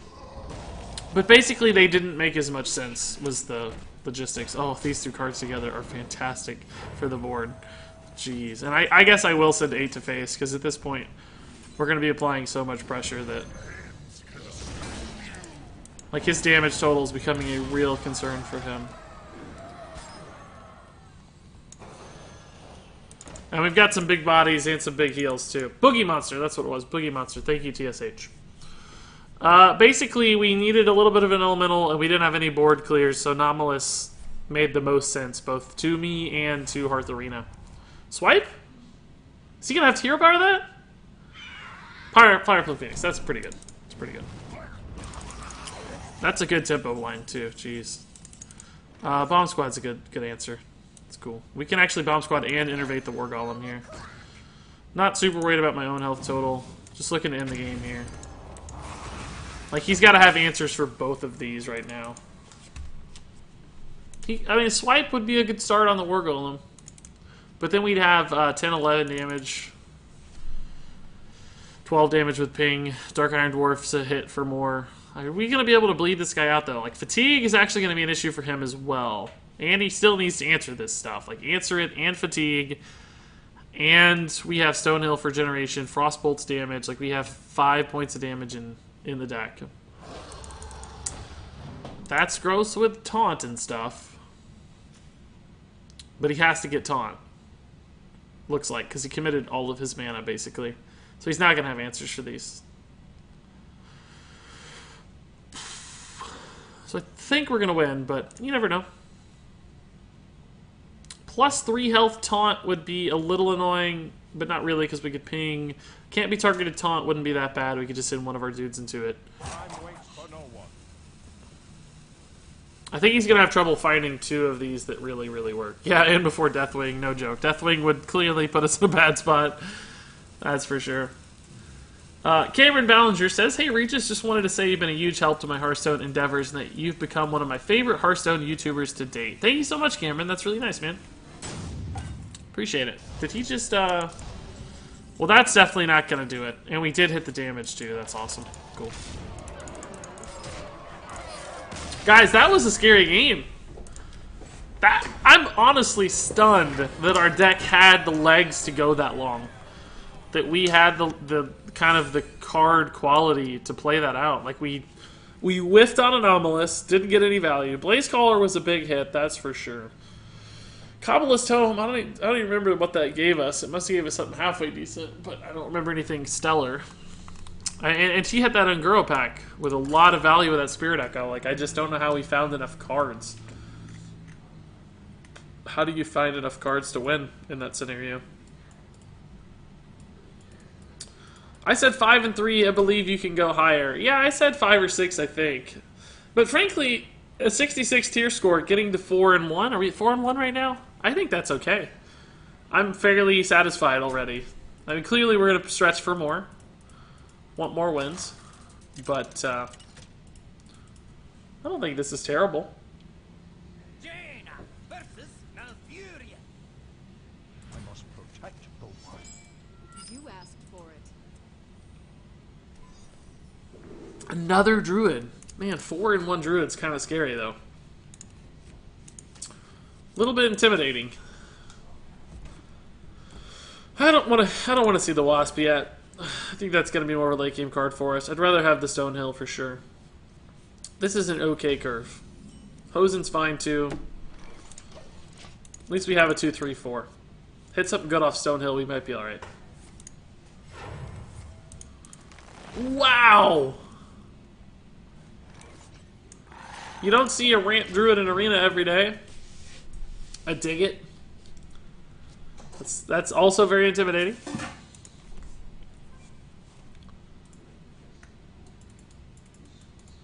Remember, playing Mage in Arena automatically adds 10 invisible points to your deck score. There's sadly some truth in that, I think. There's a lot of truth in that. The other Stonehill, cool. Stonehill actually works fairly well, too, at denying him ping value here. I think Infested Tauren's going to be our best bet. Just for curve considerations, I'll probably play it next turn. I don't think Gozen Healer is going to be perfect. Wrathion, you know, doesn't do a lot for us. Yeah, Stegodon's annoying. We might just have to play this order to get more stats out to trade into that thing. Swipe hero power would be pretty good. Pretty good, but what can we do? Maybe we just go ahead and make this trade. It might end up costing me like 1 damage in the long run, right? Because if he runs the Stegodon into here, it goes down to 3, and then this is a 4 attack minion I'd probably trade in. Although we could Flame Geyser Ping to even it back out. So just to play around things like a scary swipe here, I think we'll go ahead and get the value off this while we can. And we'll hold there. Although we could do some cool stuff putting it to 2 if we traded and he traded back. Man, the artwork for Unguro is really a letdown. Do you think so? I like it. I mean, clearly it's a unique style. Like, it's more goofy most of the time. But some of it's awesome. Like, Flame Geyser, that's a sick-looking card, dude. That's not goofy at all. The Stegodon Spike Ridge, yeah, maybe a little too goofy. Spike Ridge in particular is fairly goofy, but some of it's really good. Blaze Caller's cool. Flame Geyser's awesome. Stonehill's not that goofy. Like, it's got some chops. Like, the Tars are all fairly goofy looking, I know that. Yeah, Wolf Rider's not bad here. Flame Geyser's actually kind of intriguing too. Like, Wolf Rider, Flame Geyser could keep this polluted order alive. So, yeah, I think I'm going to do that. I think I like that. Next turn we have, like, Infested Tauren Ping.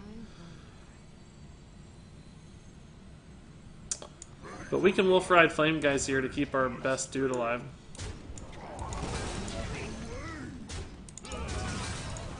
And again, 2 health for Druid can be a little problematic. It's like Wrath, hero power kind of stuff is the best way. So this will shut that down just fine.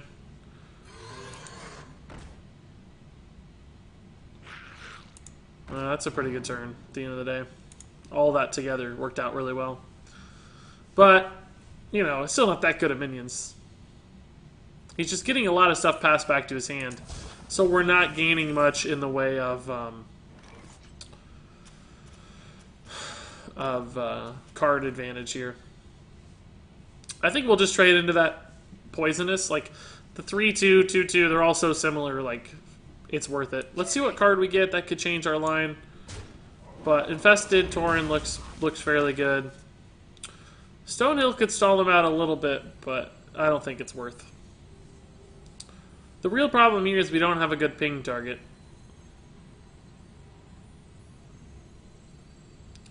Maybe we play Flame Elemental instead.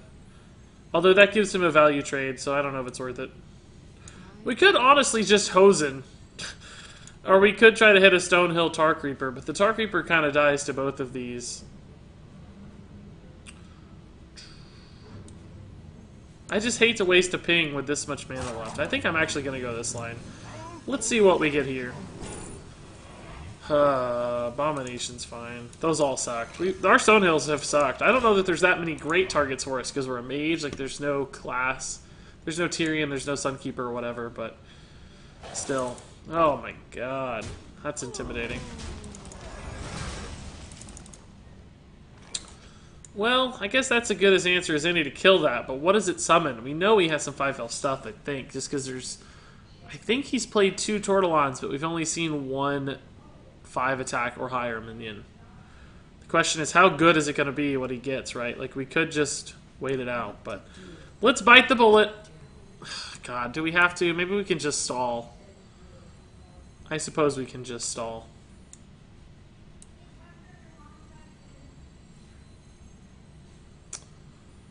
Let's stall until we can build a bigger board.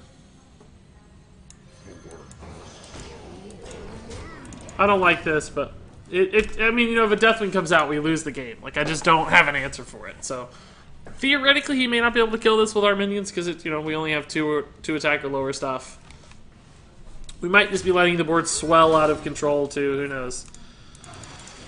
Claw hero power is pretty weak at the end of the day.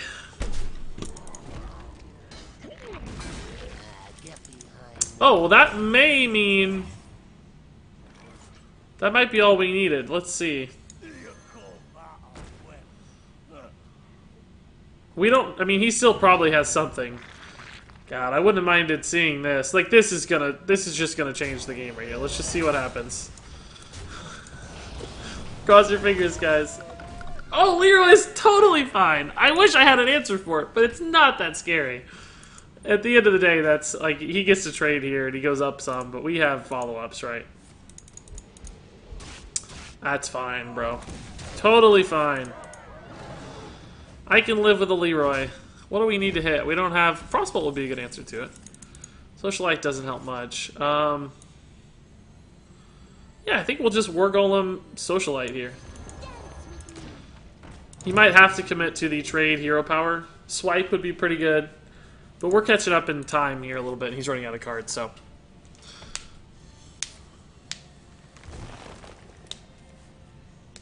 never mind the card thing. Remember what I said about cards? How we were getting ahead in cards and he was running out of cards? That's no longer a real thing. If he does want to kill this with hero power, though, he's got no mana left, basically. Swipe would still be fairly good. But it'd take his whole turn and we'd be able to go back up again. Wow! That is interesting, and he's gonna get punished for it, too.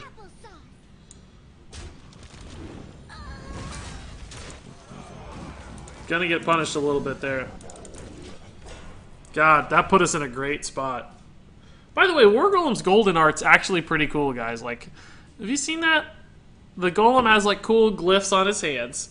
There's a dude holding up a shield, like, defending himself against it. And it's, like, glimmering. Plus, there's some cool, like, stuff floating through the air. Like, that's not a bad golden card for a card that you never, ever see. Kind of dig it. Ooh, that's a lot of stuff. It's a lot of stuff, boys. I think we'll just Fledgling Ping here, though. That trade's fine. I think we'll trade the Hosen in here instead of the Fin Creeper. Keeping this at 6 really helps against the Stranglethorn. And I don't care as much about the health of that thing in particular, right? And it's hard for a Druid to do 3 health to a wide board. Like, Starfall doesn't do it. Swipes are not very helpful. I mean, the Swipe would be pretty good still, because he could trade Swipe, the Fledgling, or the War Golem, whatever he considers. Wrath is good too, I guess. So he's more scared of the War Golem than the Fledgling. I don't know that that's the right answer, by the way.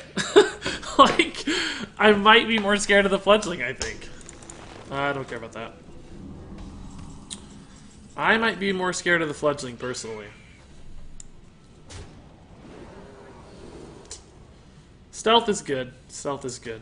I think we'll just Frostbolt here. Double Frostbolt. The Abomination's a risk. I don't really want to do that. The Flamecaller doesn't really... Actually, the Flamecaller does help a little bit here. Yeah, let's save a Frostbolt and Flamecaller instead. Because we need to play a minion anyway, and this will line up the math fairly well.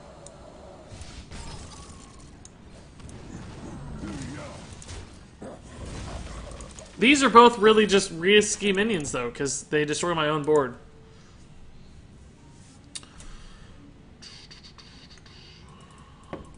I think Blackrock Mountain likely had my favorite overall artwork. Yeah, that's a good one. I like pretty much all the artwork, honestly, so far. I haven't been that disappointed by any of the artwork. That's scary. Just gets a lot of cards there. We need this Fledgling to do work. That is not the best swipe, really, at the end of the day. In fact, it's a fairly bad swipe.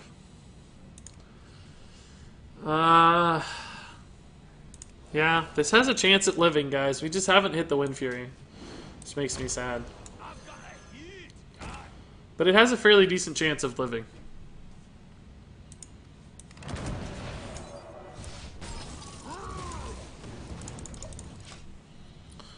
Alright, like we're bleeding him out of cards again here. We're gonna need a good hit soon. Or more value out of this fledgling, because these just aren't that good. Anomalus, if we fall behind, will be great. Does he have like Wrath or another swipe? Hero power into Starfall is pretty good. Oh, Phoenix. It's Fireproof Phoenix, I bet. No, Baron Geddon. Oh, crap. That's pretty good. Wasp does not help against Geddon, though. Shoot. Abomination actually does do some work. But we're going to all take a ton of damage for it.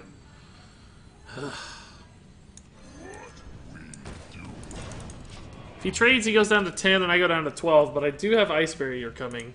God.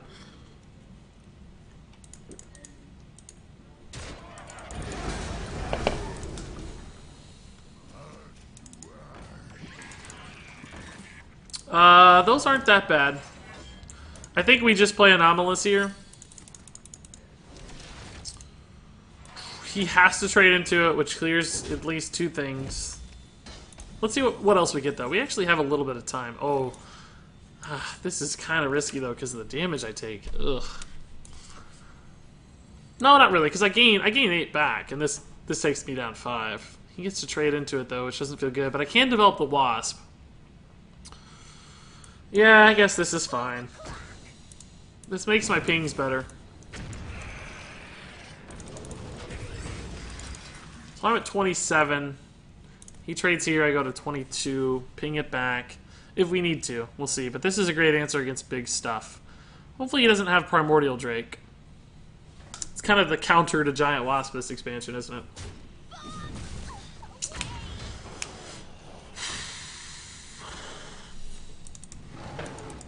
I might just Anomalus here, basically. Ping Anomalus. It's a little bit of a... Oh, no, that's probably better, honestly. Because it's still an intimidating stat allocation in the potion. No, I think we're just going to ping Anomalus. He's not very likely to be able to kill it, and it is very likely to just hit him for a ton of damage. So... And this is gonna look funny, but I think I might Wasp face for 2, because if he does somehow answer this right, like we know that 2 of those are flame elementals. I don't think we know what this card is. So he basically has 2 cards to kill this thing, and he probably has to take a ton of damage in the process. But just in case he does, well, but what if he plays a big taunt then? I kind of get ruined because he can just hero power trade into the Wasp. I'm gonna hold. It's a valuable resource. The 2 damage probably doesn't matter. Hopefully we top deck Blaze Caller next turn. That'd be a great card. Frostbolt's probably good at this point just because he's going to swipe it. But man, he took a lot of damage in the process. Another swipe. This dude has had like 75 swipes. That's a crazy amount of swipes. And he actually did have an answer, which is annoying. Maybe we should have killed the minion. In hindsight, of course, it looks better, but you never really know. But this is a great draw. That doesn't matter much. He has to have an answer for exactly this Frozen Crusher in 1 card. I don't see how. Even if he plays a big taunt, we can pint-sized potion it. That's just the right size taunt to be annoying, though. So he has to trade here and go 2 to face. If he doesn't, he obviously loses. He could use hero power, though. He might be thinking about hero powering. And sending this to face or something. That takes him down to 3 health, though, which is really quite intimidating of a proposition. Blaze Caller would be the best draw. Frostbolt, obviously good, too. Maybe, I don't even know if we can go wrong. I think every draw on the deck's decent. Mana Bind is probably the worst draw on the deck. Probably the worst draw on the deck. He's going to hero power town. I like it. It's risky, but I like it. I mean... He's trying to do some damage to me to put himself in a position to win the game. I don't know how much I like it, but I kind of like it. And this is fine. The question is, do we pint size just to preserve health on the 8/8? I guess we do. This is going to be a 5/5. And I don't actually have to make this attack, but I might as well because I'm still doing quite a bit of damage to this guy, and, you know, he has to find an answer, and pings are keeping up with his armor total at the very least, and setting up for just an eventual Frostbolt kill. He's just top decking. He has to get the exact answer every time. That's pretty good, but this will eventually kill him.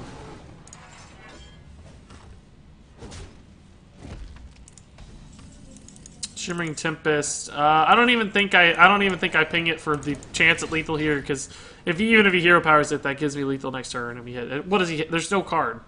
There's no single card that wins him the game here. Not a single card. Deathwing, I guess, actually is the only card. Well played. God, it's not Deathwing, but it's close. If you got a really big taunt here, I suppose, but I don't think it's gonna be big enough. No, that won't do it. I can see. Whew, that got scary again. These Druid games, man. These Druid games, they keep running me out to the very end. Hey, Wolf Blood Ken, how's it going? 5 wins, guys, for a 66 deck. That's pretty good. Hey, Regis, does that pack blessing roll over till morning? Definitely. It rolls over until you open your next packs, basically. Time is not on my side, says Bonkers Druid deck. 5 swipes and Yashiraj. Yeah, right? Swipe, swipe, swipe, swipe, swipe. Uh-oh. This is not good. We're a mage, but our deck sucks. This is a real mage deck, I presume. If one can call it such a thing. This guy probably has, you know, meteors and flame strikes and fireballs and Firelands portals. Good cards, unlike us. You'll note that we don't have a single meteor, not a single Firelands portal. No flame strikes, not even a fireball.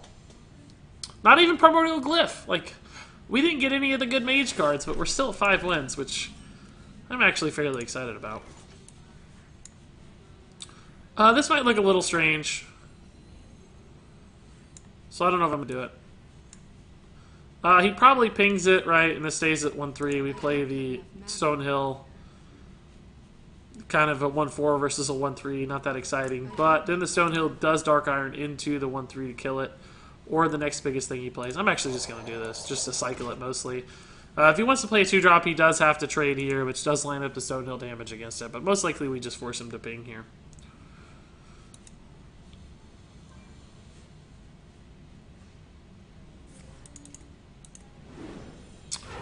Or Coin Cabal Courier is another option. Trade. The Stonehill will still line up fairly well there. Or he's going to do that too. And give me a really value trade. That's a little bonkers. I kind of want to ping now. I think I'm going to. Ice Barrier's a fine draw. Huh. He's definitely not playing the card advantage game here. He is playing the... We finally got that at a time where it's going to be sort of relevant, which is nice.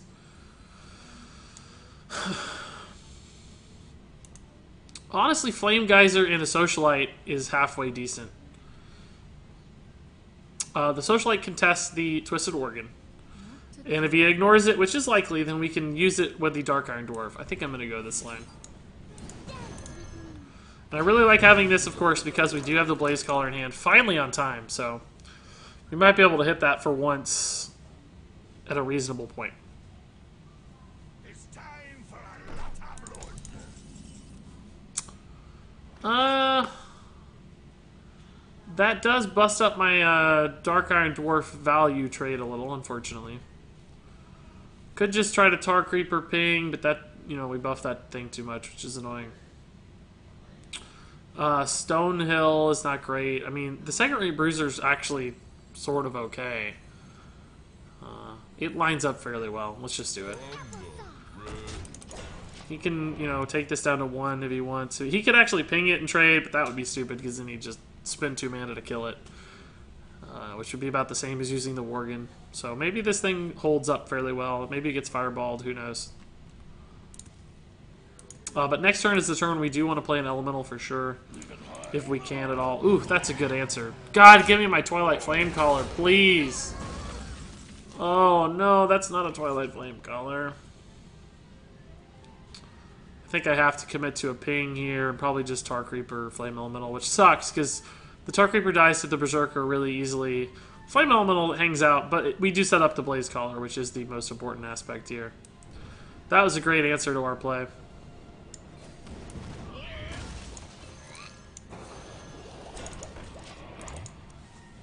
I can't imagine a better line than this next turn. It's going to suck if he doesn't play something that's a good target, but he's very, very likely to.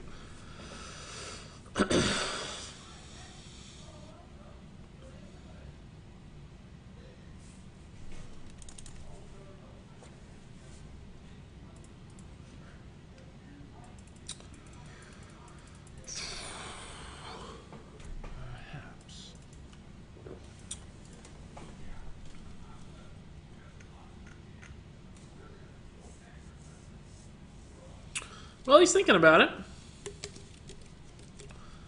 He is thinking about it. That's a good sign. Should always take time on your plays.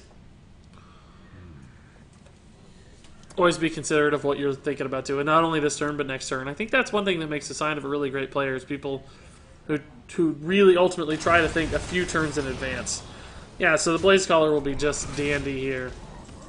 Really not a very good Blizzard, by the way, in my opinion. Not a great Blizzard, because, you know, what did he actually accomplish there? Didn't do much. He killed the Flame Elemental and did 2 damage to a Tar Creeper, all so that he could sacrifice a Twisted Organ. I just don't think that's a great value Blizzard. This dies pretty well to Fireball. Firelance Portal, though, doesn't do much for him. Probably just sets me up for a great trade, which is nice on 7. I don't know what he does here that's a good play. Our hand's a little wonky, but Archaeologist, we need to get it rolling soon, because every turn we don't play, it's a chance we draw that mana bind and lose the Battlecry value. And just drawing that mana bind thins out our deck too, which is nice. Looks like Dark Iron into Archaeologist are going to be good here, because he might get health. Oh, +1/+1 is fine. We'll just we'll Dark Iron into it. Yeah, Dark Iron Archaeologist. Actually, we can't ping it, so I guess that's not it. So we do have to do this, yeah.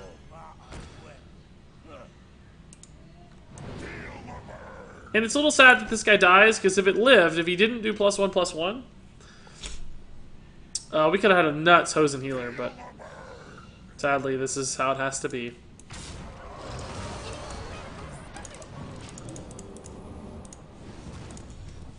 And, you know, that Blaze Caller ended up killing a 4-drop and a 7-drop for Blaze Caller, so pretty good Blaze Caller. Justice107 says, "Hey Regis, glad to catch your stream." Thanks, Justice. Have you ever eaten a whole can of sour cream and onion Pringles within half an hour and then got sick after? Honestly, probably yes. I think so, Chaos. If I'm being totally legit, I'd say honestly, yeah. I think I probably have. I don't remember exactly when, but I just say there's a good chance at some point in my life that's something that happened to me. Pretty good feeling that that is the case. We can't roll into. We gotta be careful rolling into Mirror Entity here. So we'll test with actually, we might test with the Wolf Rider, honestly. Then we can run the Wolf Rider and the Archaeologist in here. Ping if necessary. It will block our Frozen Crusher, but you know, ping Stonehill's not a bad line either. Okay. Not Mirror Entity, so the Crusher looks fine. Might get vaporized too, but it's okay. Looks like either Counterspell or maybe just an Ice Block. I think Spell Bender is also an option. Probably actually test the Counterspell and the Ice Barrier. I think the health is going to be less valuable than the free spell this game, so. Trade this guy in. Hosen Heal's pretty good. If he plays a big dude. Mastodon or something like that. Bog Creeper. My Bog Creeper ping or something. That's not a big dude. That's a little baby dude. It's another little baby dude. That's a good play, though. Jeez. Sick line. Gosh. Alright, so we gotta test this here. Cool. That's fine. And I think we'll just Stonehill trade. Second Stonehill's good, because we need some meat and, like, reach to our deck, right? Yeah, we'll just Hosen Heal, just for the body. It trades pretty well with these little guys. Get that junk off the board. Spend our mana. We could have mana bind as well, but maybe we should have. You never know when that stuff's the right turn, right? Like, who knows? That'll be a good trade ping for us. Hosen, or Stonehill looks good too. Oh my god, so many Stonehills, dude. I love it. This is the living the Stonehill dream right now. Absolutely living the Stonehill dream. Gastropod, I think, is a little too weak against Mage because they have so many little pings and stuff. I think I'm actually going to take the Stonehill, the Twin Emperor Veclor here. It's not because we're going to get Cthulhu synergy, obviously. It's just the most stats, right? It's just we converted this into more stats. And when you get to these late game arena scenarios, you don't often have enough mana where you want to play like both Sinjin and Hosen Healer. So, yeah, paying 3 mana for 1/1 in stats is a huge penalty, but at the end of the day, it's just one extra stat that might make the difference. It doesn't die to Firelands Portal or whatever, right? And then we can still combo it out with other things. So I don't even think I need to ping here, honestly, because these things are just so annoying to deal with. I think I'm just going to play another Hosen. Bog Creeper finally got a good taunt. It took us like 100 years. Joseph Gomez says, "Hey Regis, glad to catch you in your awesome beard." Thanks, dude. He's running low on cards, which is a great thing. Flame Strike's annoying, but at the end of the day, he just killed a bunch of tokens, really, not the stuff we care about. So, Bog Creeper Mana Bind, I think, is what I want to do here. I'm not actually that worried about... Not worried about those guys, because I think he might Firelands Portal ping trade, and I'll get the Firelands Portal for free. Or something of the sort. Meteor, like whatever it is. Oh, man. Or not. God, he top-decked the spell to test the mana bind. That sucks. That really sucks. Like, that was off the top. That was the card he got just now. That's annoying. It's really annoying. And this is what I was talking about, right? Like, we didn't want to... I guess if we, in that particular turn, we could have maybe Cabal Chemist and Sinjin Shield Master, but basically we did everything we wanted to do and still got to play this, so... yeah, Fledgling's okay. We'll just ping, trade Fledgling, I think.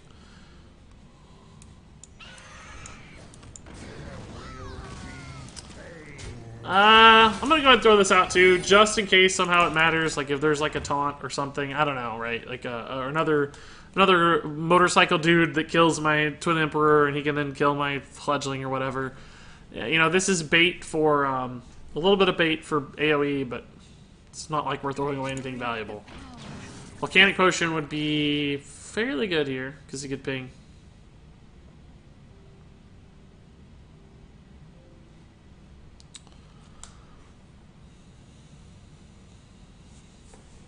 You should donate money to Stonehill's Twitch. I'd watch a Stonehill Twitch stream for sure. Yeah, there's the Blizzard, but he can't actually ping off the Fledgling yet, which is intriguing. Because we can actually hose and heal it, and maybe keep it alive. This is a pretty intriguing little board, suddenly. And he just used AoE, so like how much more does this guy have? We've been hit by a Flame Strike and a Blizzard. Like, can we win this game against the dude with a bajillion AoE cards? I don't know. Maybe.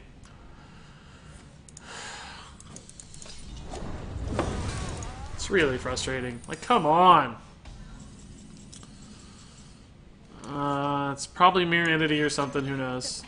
We can at least kill this if it is. Oh my god. Like, this dude gets Dragon Fire Potion. What do we get? You know, Freezing Potion, no big deal. He has like 2 Blizzards in his deck, a Flame Strike. No big deal. What do we have? Freezing Potion. We have Fin Creeper. It's like, come on. Be nice. Oh, this could be big. I need that later, not...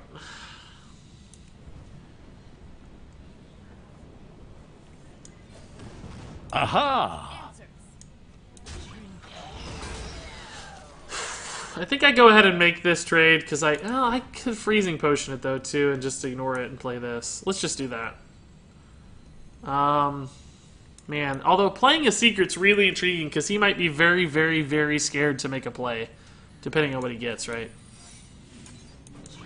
Actually, just going to push some damage. We can, like, Firelands Portal it next turn. This goes out of ping territory, thank God, which is just insanely good. He probably top-decked Freezing Potion again here. That's actually kind of problematic because I don't have a great answer for it. Right? Like, we're probably just going to Firelands Portal go face for 8.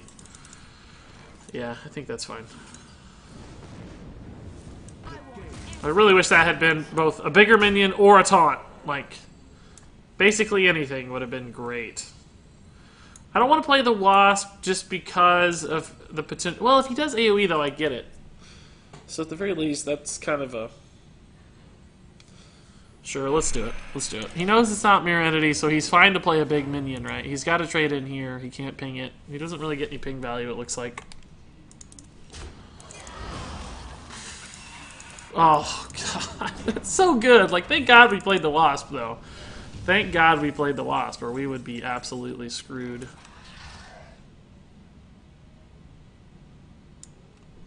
We'll save that, and we'll just War Golem Ice Block. I'm not even going to kill those minions. We're pushing so much damage at this point that he basically has to have some kind of exact answer. If he uses a burn spell, we get it. He can't kill me.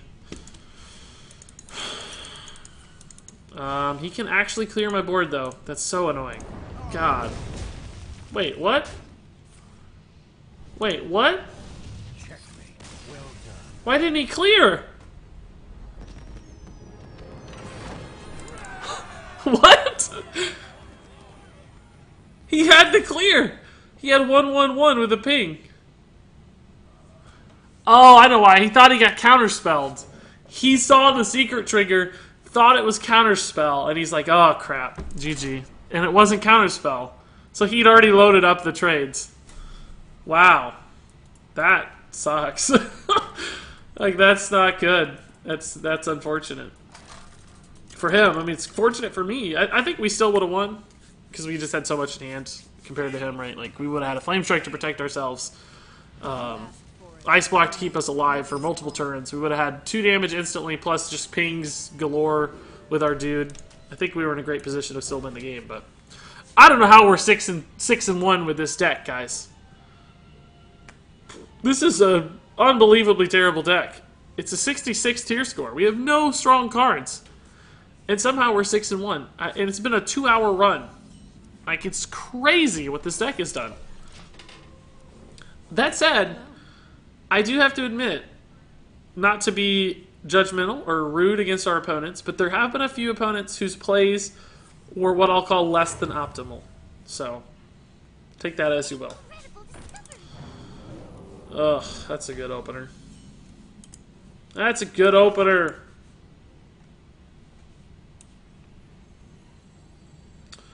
You know, this is interesting. We can bait him into the ping here, and we can actually finish it off with the Flame Caller to get ahead on the board. Like, he trade pings. He thinks we have to ping 2 on turn 3, which is floating a mana, but we can actually Flame Caller on 3 to clear the board and be ahead on the board, which is really cool. Or that is also an option. There's also that line. Don't think I can send a Wolf Rider in there. I think I just have to Arcanologist here. Sort of sucks. It's kind of the reverse of what just happened now. Like, does he have to ping on 3? Maybe so. But I think the Frostbolt can be more valuable against something else later, right? Like, I want the Frostbolt to get more value than that. None of this feels great. Like, that kind of needs to die. I think we just Frostbolt ping it and go face. It's just too much long-term value. I just wish I had a cleaner way to do it. Didn't use an extra card, but we did use some tempo there to remove that, essentially. This might be the turn he pings if he doesn't have a good 4-drop or anything else to do. Stoic64 says, hey Regis, glad I saw your giveaway video since it made me realize I never followed you here. How's it going, sir? It's going pretty well, Stoic. How about you, man?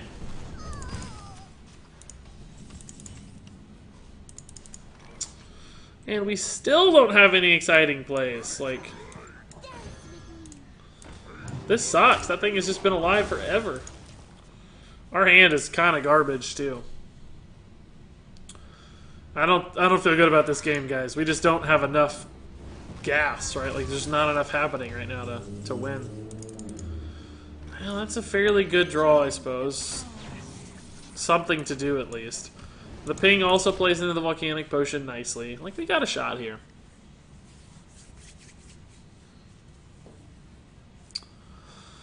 Because the War Golem's good too. He probably just makes the value trade here. We play the War Golem.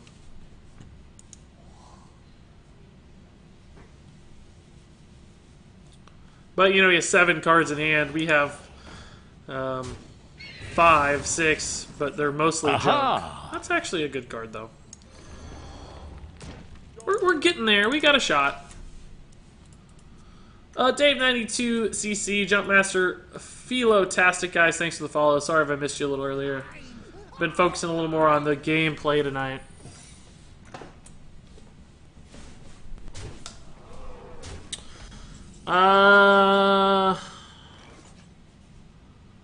I think I just Volcanic Potion trade and Hosen Healer. The question is, though, what is that secret, right? Maybe we trade first and then Hosen. No, it doesn't matter. Let's just see.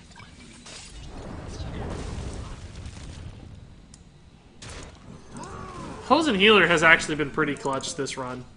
Like, we just basically summoned a 7/6 minion. Because he would have pinged that off pretty easily, right? At 1 health, but... like, he's a 2/6 that summoned a 7/6. That's nuts.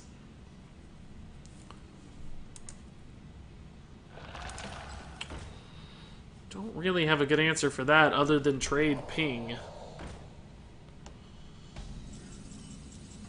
Maybe we hit a polymorph here? Could still trade ping if it whiffs. Counterspell and mana bind. Maybe we just Twilight Flamecaller trade instead. Save the ping, develop a stat. Somebody. Can I light your I don't love it, but you know, we definitely got some value out of our dude. We could have held there for the Vaporize and maybe try to test this guy, but at the end of the day, I don't think it matters too much. That Blizzard Shatter combo is kind of intriguing as far as what we got off the tome there.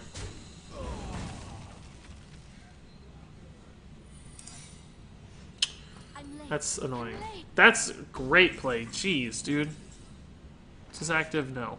We can make it active next turn. But we can't really play this because of Mirror Entity, right? Like, we're at a bit of a risk. We can try to, like, secret our way out of this with Counterspell. Our hand is just not very good for his hand. Not Counterspell. Okay. Now what do? I'm kind of committed to this line. Probably going to be summoning him a 3/6 here, which sucks, but it's the only one I have, so... Okay. So, no. In case he trades here, I'm just going to ping so that goes to 1 health and I can maybe ping it or Blizzard it too next turn as well. Just set up the math there basically to make that look a little better.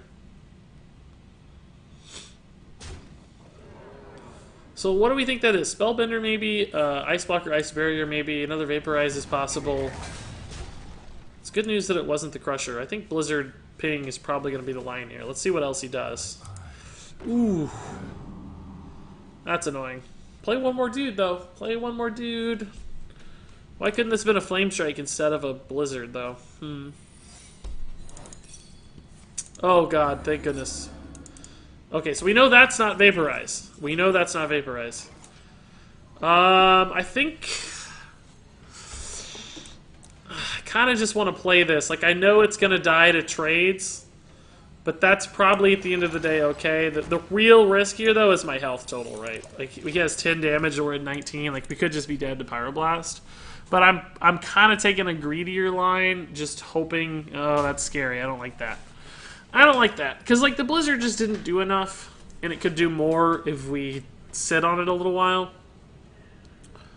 So... Pyroblast would be pretty ballsy, by the way, though, because he doesn't know that it's not Counterspell. This is pretty good to... we can't Blizzard and do that, though, so we probably... Oh, God!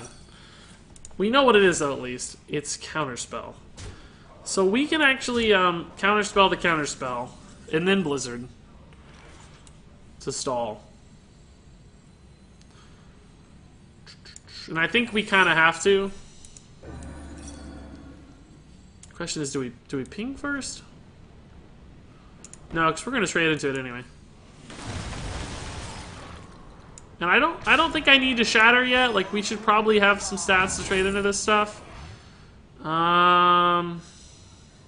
That's clearly we're not going to take the orc when we have the thespian, which is just a straight up. Yeah, roll comment has it, like, be greedy, you're losing anyway. Like, that's kind of the logic I'm taking, right? Like, if you're already losing the game... Oh, my God, he hit the shatter. Now I kind of wish we'd shattered. I thought we were going to have enough math to trade in, but it doesn't look like that's the case. So now we just lose.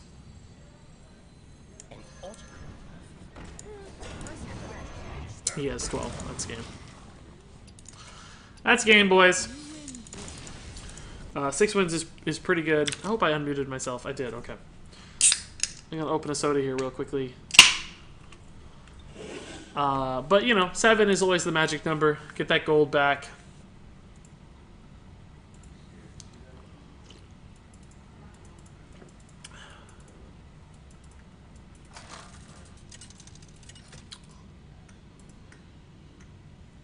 That Ben Brode song was certainly one of the greatest moments in Hearthstone history as far as I'm concerned. That was absolutely bonkers. I can't believe he did it. Like, good on him. Go Brode. Play the song. No, thank you. I definitely would not get a copyright strike. That is true, but I have no desire to hear it. I mean, he's an inferior bearded man. You know, his beard is not as good as mine, so why would I want to hear his songs? That's right. I just challenged Brode. That's right. Deal with it. Pretty good hand here. Archaeologist on 2 feels good. Stonehill on 3 is okay.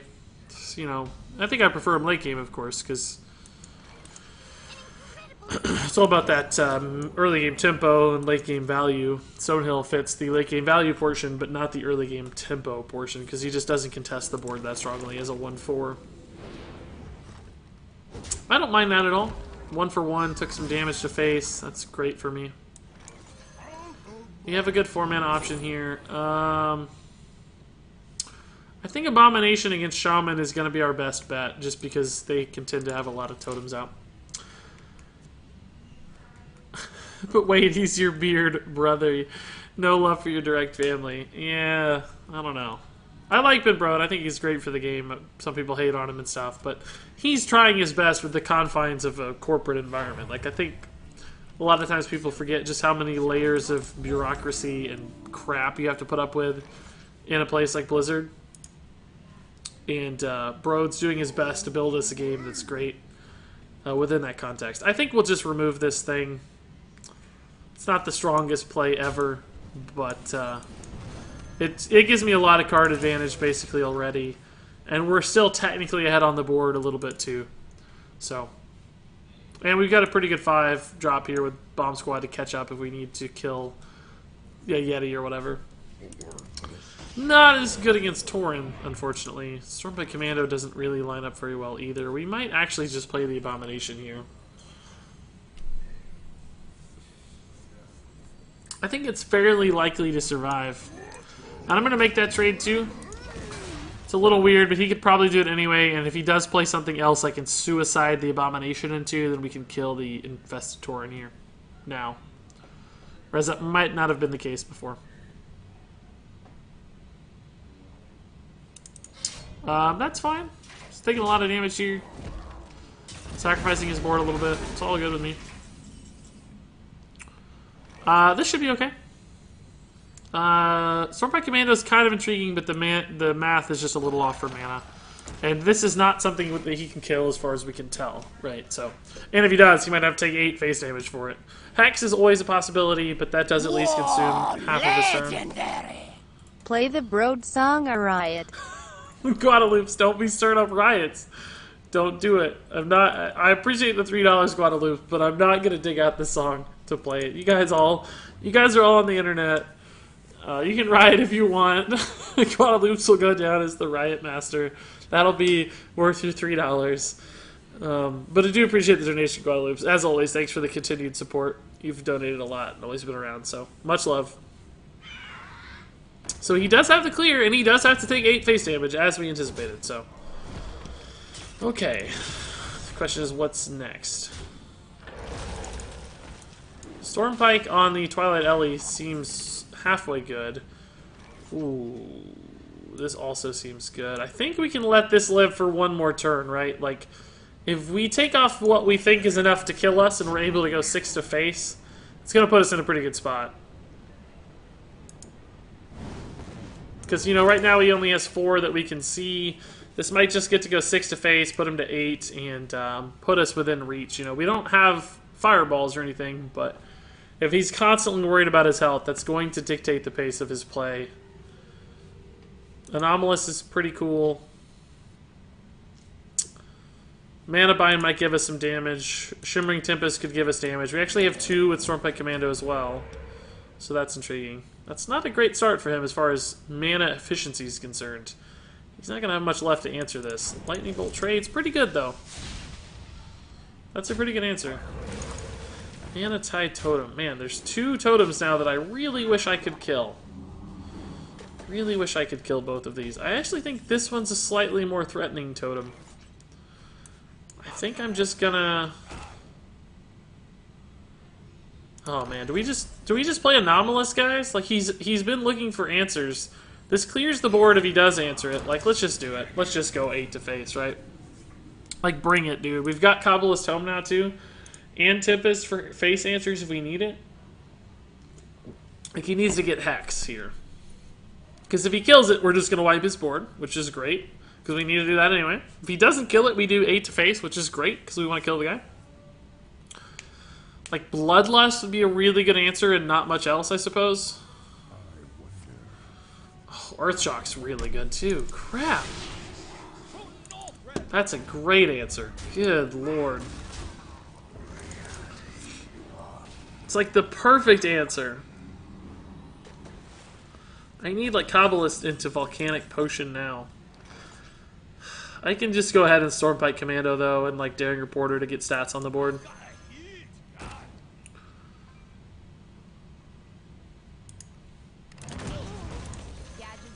We can do this when we've got a little more mana to work with. God, that Earthshock was clutch! He's had, like, the perfect something in hand every turn to kill my stuff. And these things are getting too much value. It's annoying, because we've kind of turned the corner on trying to kill him already, and then, oh, I'm sure that opened up some sort of great play. We're going to get Lightning Stormed, and it's going to hit 4 on the Reporter now. Like, I'm sure that was perfect. Primal Fusion. A 4/6 totem from Primal Fusion. I gotta do something soon. This is gonna get out of hand if we're not careful. Like, we need a good Kabbalist Tome.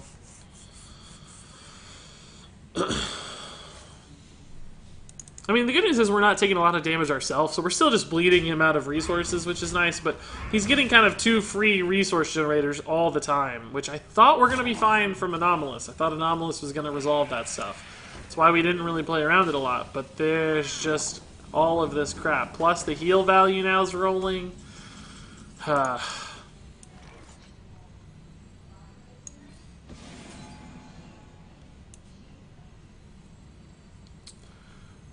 This is pretty good. This is pretty good. The question is, what do I kill? The Healing Totem, or the Manatide Totem, or the Primal Fin Totem? I think they actually killed the Manatide Totem. I could actually play this Flame Elemental and kill the Healing Totem. Both. And then this is around to kill one of the other totems next turn. I think I actually like this just a tad bit better. Give him 1 more card draw, but actually give me the resources to kill both of those next turn, and deny the heal value so that I can actually kill both next turn. Theoretically, based on our understanding of our hand. Plus, getting him in and out for Frostwolf Warlord is also advantageous in some ways. Good news is he didn't draw this card until, you know, at the end of the turn, so... Oh, God. All my plans are foiled, always. That's fine. Actually, it's not that fine, because now I can't ping off one of these from the healing totem. Like, God. Like, the plays are actually getting a little frustrating now. We can bomb squad, trade, ping. That's 7 mana, Tar Creeper's fine.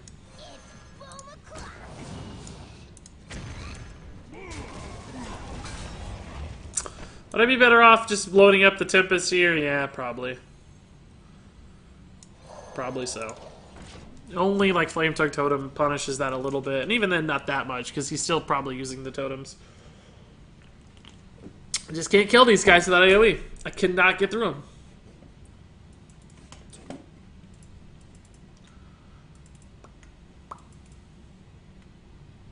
Derplord7789 says, the Battle of Regis versus Broad, coming in the next Hearthstone expansion. Cards include Beardo the Pirate, Gingerbeard, and Broadbeard. Yeah, Gingerbeard, that would be a good card. For sure. Give me something good. That's pretty good, honestly. That's pretty good. That might just give me the Pyroblast to win the game this turn.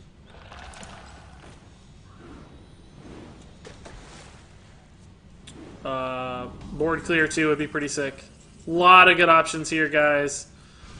Pyro? A lot of good options, but we didn't get one of them.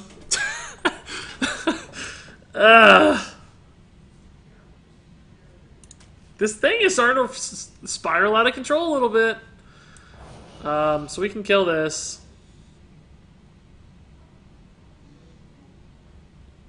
Are we going to play this for sure or not? Probably, because I do need to kill some junk.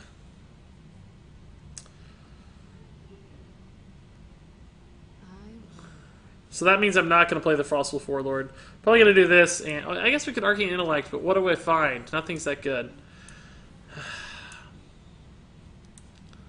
I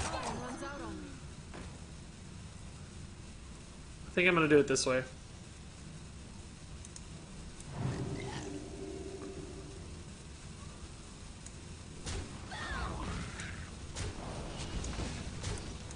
I want this to hit, like, you know, some combination of these 4 minions. That's not really the best targets, but it's okay. This game is just rolling. This game is just spiraling. The math worked out nicely, at least. I mean, we think we denied trades here. We probably still has to use the Crusher to get through this. But it's just everything is wrong. Every single thing has worked out wrong. Like, we should have won this game 25 minutes ago, honestly. Pyroblast would have been instant lethal. Flame Strike would have obviously put me in the position to win the game. And we got, you know, Arcane Missiles and Counterspell and some other thing. I don't even remember. It was so bad I didn't even consider looking at it, basically. Oh.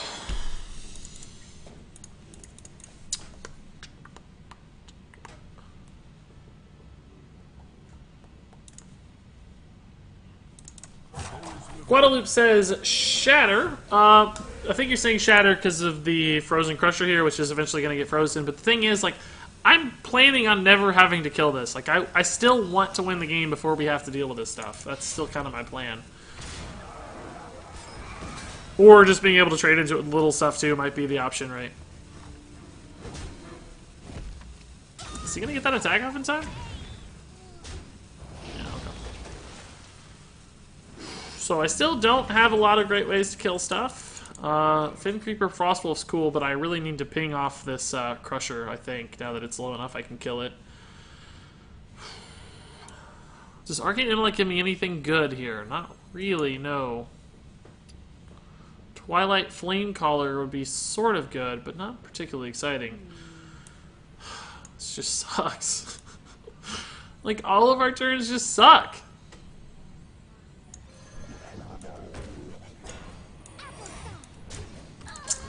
I basically need him to give me a really good spell here.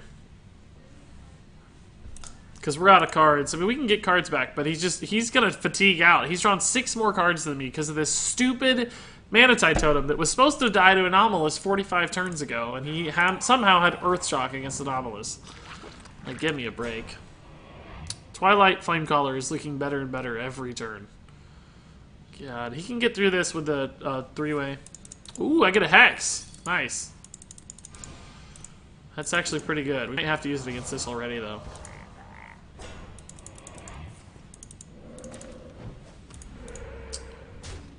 Because that's pretty intimidating. Might just win this game via fatigue. If we had more AoE. It's going to be hard to win without AoE. Stonehill Defender into, like, Bog Creeper would be pretty cool, because we could still Hex that. 0 mana, so. These two together are okay, but not very exciting, because he has a lot of 2-attack stuff that he... Oh, okay. I can work with this. Let's Hex first.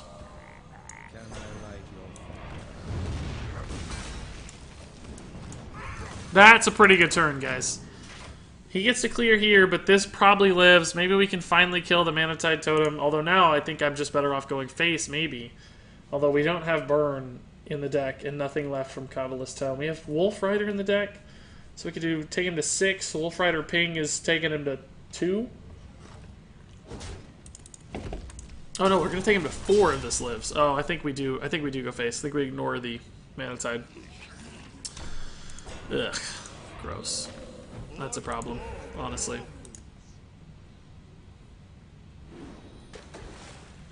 That's honestly a problem. I really need to find a way through that. Oh, God. I'm going to draw first. This could give me lethal. It's not lethal, but this is super cheap to play right now, so we'll do that. And we'll do this. And I think we're just going to ping here. Yeah, we're just going to ping. Because we can maybe just ping him down over 3 turns and survive through that. If needed. He still has to answer both of these things, though. And fatigue is actually going to be relevant, perhaps. He's down to 3 cards, so... I mean, we'll probably ping him down before he takes fatigue damage, but... Still, what do we have in the deck that is damaged? Wolf Rider's good. Stonehill will be good just because it's stall. Because, you know, there's still a risk that I die before I kill him if he somehow clears all this stuff. Taunt Totem is also a 50-50 right now, so Taunt Totem could get in the way a little bit. That's bigger than a Taunt Totem, as is that. Both more annoying than Taunt Totem. Although he did it in a way that I can probably kill both of these now. He can't kill that. So that's interesting. He knows I'm going to trade in there, probably. What do I need to draw? I don't know what really matters at this point. If I ping face, I don't get to ping... Oh, Stonehill's a good draw, because that's just stall. Is the Curator going to draw me any cards? It'll draw me Fledgling. Or Crawler. But is the second-rate Bruiser really discounted just better? I think so. I can't do it and Giant Wasp, though, and... Ping. Maybe I just Tar Creeper. And ping. But then it might as well be second rate Bruiser and ping. Yeah, that's fine.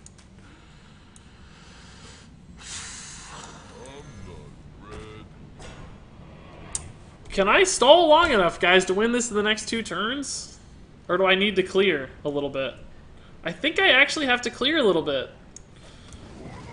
And the reason for that is that I don't think his board can get through to all this stuff, so... I think this puts me in a better position to win. Plus, he's fatiguing next turn, or in 2 turns, I suppose. So, if I can live... and actually, even sooner because of the Manatide Totem. Like, he can't kill the Manatide Totem, presumably, so he's actually going to take fatigue damage really quickly. And the Stonehill lines up perfectly against this stuff. That was a great draw. Volcano's good, though, because it could kill... It is going to kill everything. Oh... Oh my god, that's a good card too. This stealth is probably alone enough to win me the game, though. I think. Yeah, this is all fine.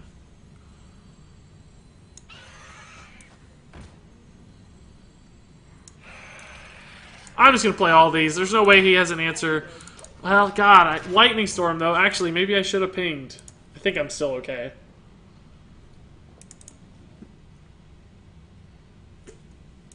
I probably should have pinged, because he's going to take 1, and then he would have taken 2. I don't care about that. He can't clear Ant. Not if he's trading. It's over. Well, he actually can clear. Holy crap. Am I going to lose this game? 8. He has 8, 10. He has exactly 11 damage. Oh my god. Oh my god. I'm going to lose. I'm going to lose because I didn't freaking ping face last turn.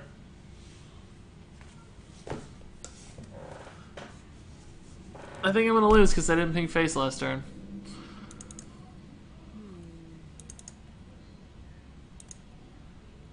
Oh my god. 7, 10, 11. I can't ping though because all he has to do is play 1 card in the Questing Adventure. Wow. I'm going to lose. Pinging Totem doesn't matter. He only has to play 1 card to kill me anyway. Ping Totem doesn't help, guys. He plays 1 card and Questing Adventure gets buffed. And then he has 11 again. I straight up lost that game. I straight up lost that game. I had to win. All I had to do is not play a card and ping face. Straight up lost the game. That's very frustrating. But it's my fault, so what can you do? What can you do? 66 tier score. 6 wins. 666. Great. Wow. So overconfident that the stealth minion... Just, you know, so overconfident that playing that many minions... It's like, oh, you can't win. But all we had to do is ping face. I mean, there's theoretically he had a heal to, like... You know, let's run through an alternative, right? Let's say he had Earthen Ring Farseer, right? Let's say I played just the 2 minions and pinged instead, and he had Earthen Ring Farseer. It's like, then he still has Forked Lightning, he still clears my board, and then the ping is useless too. So, I mean, I still think we should have pinged, because that was slightly higher chance, but it could have gone south either way, honestly. The big TSH nailed it. The big volcano was nuts because it killed the Manatide Totem, which would have drawn him a card into Fatigue faster. And then the Forked Lightning, of course, was insane.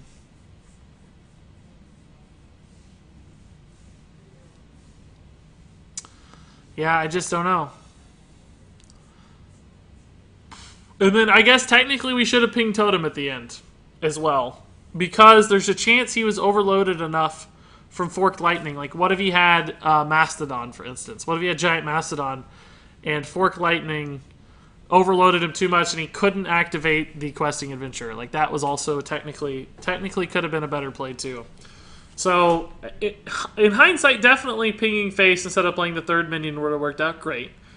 Not necessarily 100% of the time, but that's probably like a 70-30 better chance. It could have got punished by heal exactly, which Shaman does have access to heals, quite a few. And some of them aren't even that uncommon, like the 3-mana elemental guy with Taunt. That would have punished us if we'd pinged. So I don't know that that was necessarily objectively wrong, probably just a little bit wrong. Definitely wrong in hindsight, but who knows? That's debatable. Pinging Totem at the end, though, actually, even though I was against it and it said it didn't matter, it technically could have mattered, because he was overloaded. I didn't think about the overload from Forked Lightning, which could have put him down to 8 mana. And if he'd had a 9-mana card, of which there are only a couple, right? There's only, you know, maybe it's Ozruk or, like, the Mastodon. Technically, that could have also kept us alive, because he wouldn't have been able to buff the Questing Adventure if I'd pinged the Totem, and then we would have had the Fatigue that rolled him over, so... But anyway, that's that. I mean, we're learning. That's the most important thing, right? Like, I'm still ecstatic about 6 wins with a 66 tier score deck. That close to 7 burns a little bit, granted. But at the end of the day, still a fairly exciting run. And this isn't a bad little pack either. Golden Rare. Oh, no! No! No, it's rubbing salt in the wound. Oh, that volcano was actually the turning point of the game for him. That's where he stabilized. I'm surprised we didn't get a friend request off that one, by the way. It's going to feel really good to disenchant that golden volcano, though. I can tell you that. And there you go. A pretty frustrating ending to that run, but ultimately I think still a pretty successful arena run given the quality of our deck. Not a great tier score, not a lot of fantastic cards, some pretty terrible cards that still managed to get to a pretty high win total. So I don't feel terrible despite how poorly that ended. All that said, if you guys have any thoughts, comments, questions on this deck or the way I played it, of course leave them in the comments below. But until then, thank you so much for watching, and until next time, game on.